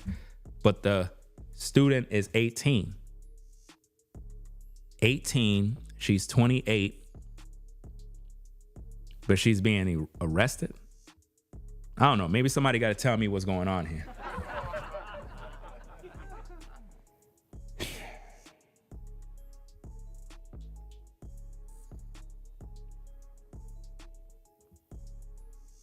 Trust? What trust are we talking about? Trust. The student is 18. Let me ask you a question. When y'all was 18, was y'all dumb? I want to know. I don't know. This internet bugging out, man. I'm going to wait for it to finish bugging out. I don't know what's going on. Is everything good with the internet now? Is it finished, tweaking? It's still tweaking. Let me shut down the Ringo TV Raw channel stream first. So, hey, peace and blessings to those on the Ringo TV Raw. I'm going to shut that down and focus only on this one. Okay.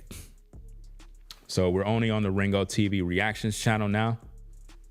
And yeah, so let me see.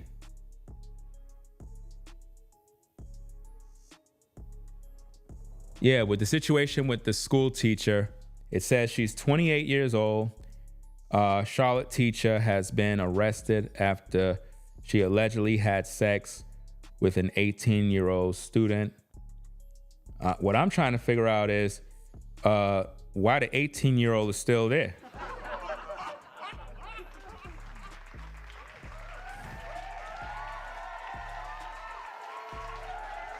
I mean, shouldn't the 18-year-old have graduated already?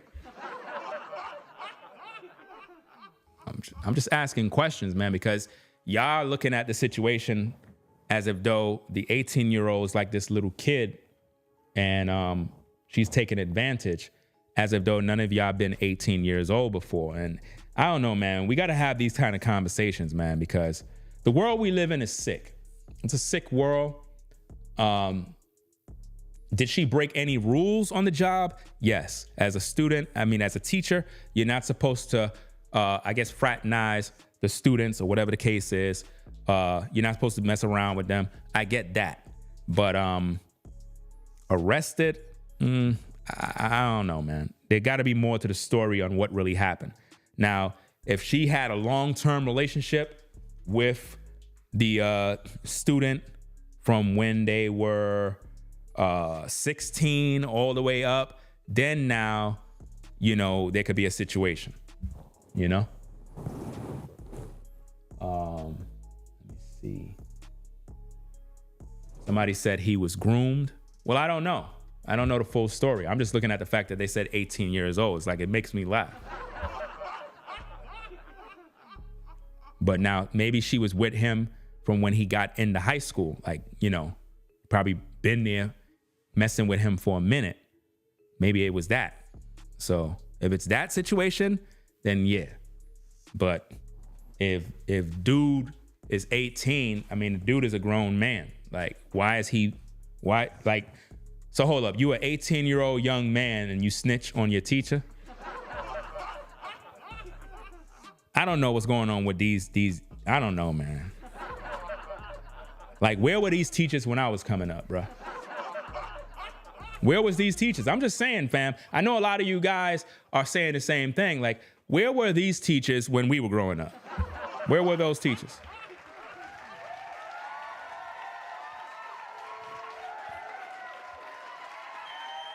There's a lot of teachers when I was coming up in the game that I wanted to smash. We used to have this one teacher, bruh. She had some legs on her, man. I used to call her Legs. Tall lady, bruh. A sister too, fam. Tall, man. Them tall sisters be looking real good too, bruh. Them, because tall women normally have them long legs. Those are them long legs you throw back. Them long, long legs, bruh. But they never had them type of sisters back in the day, them type of teachers. A lot of the teachers back in the day was like out of shape. You know what I mean? Scary. Hairy.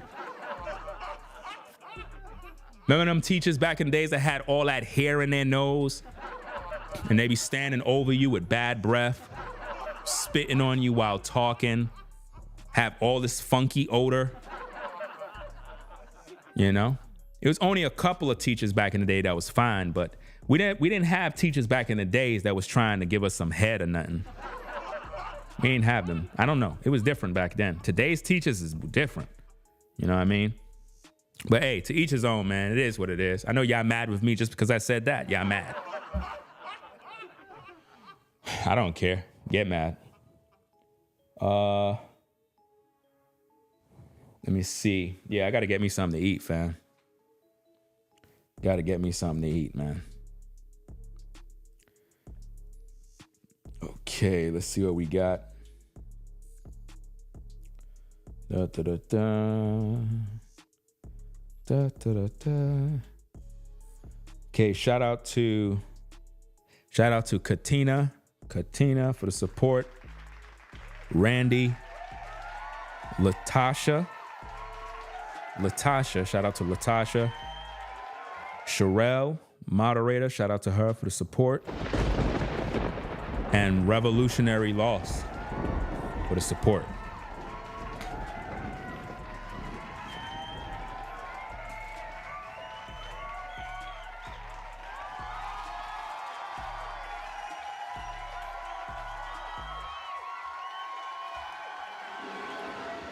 I'm gonna go get something to eat. I'll be back later on. Ringo TV. Reactions. That's right, man.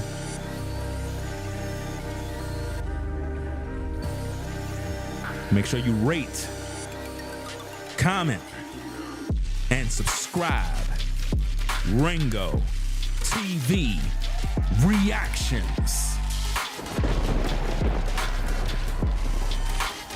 Bringing you the best commentary and criticism in these YouTube streets since 2005.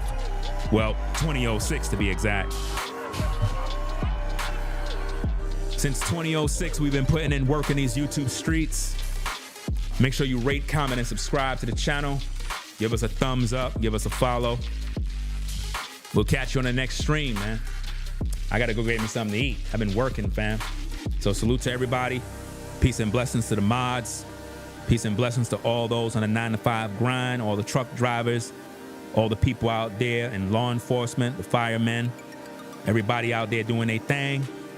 Salute to all of y'all that support the work we do here. Your support goes right into this work here. So until then, we catch you in the next video. We out, fam. Peace. If you like our content, consider supporting via Cash App at $Ringo Raw. Become a patron on patreon.com for exclusive video content not shown on YouTube. You could also support through PayPal at paypal.me/RingoTVRaw. Subscribe to our YouTube channel and click the bell to be notified of new content. Follow me on Instagram at RingoTVRaw. This is Ringo TV Reactions, the only channel on YouTube bringing you the truth 100% raw and uncut. I'm out. Peace.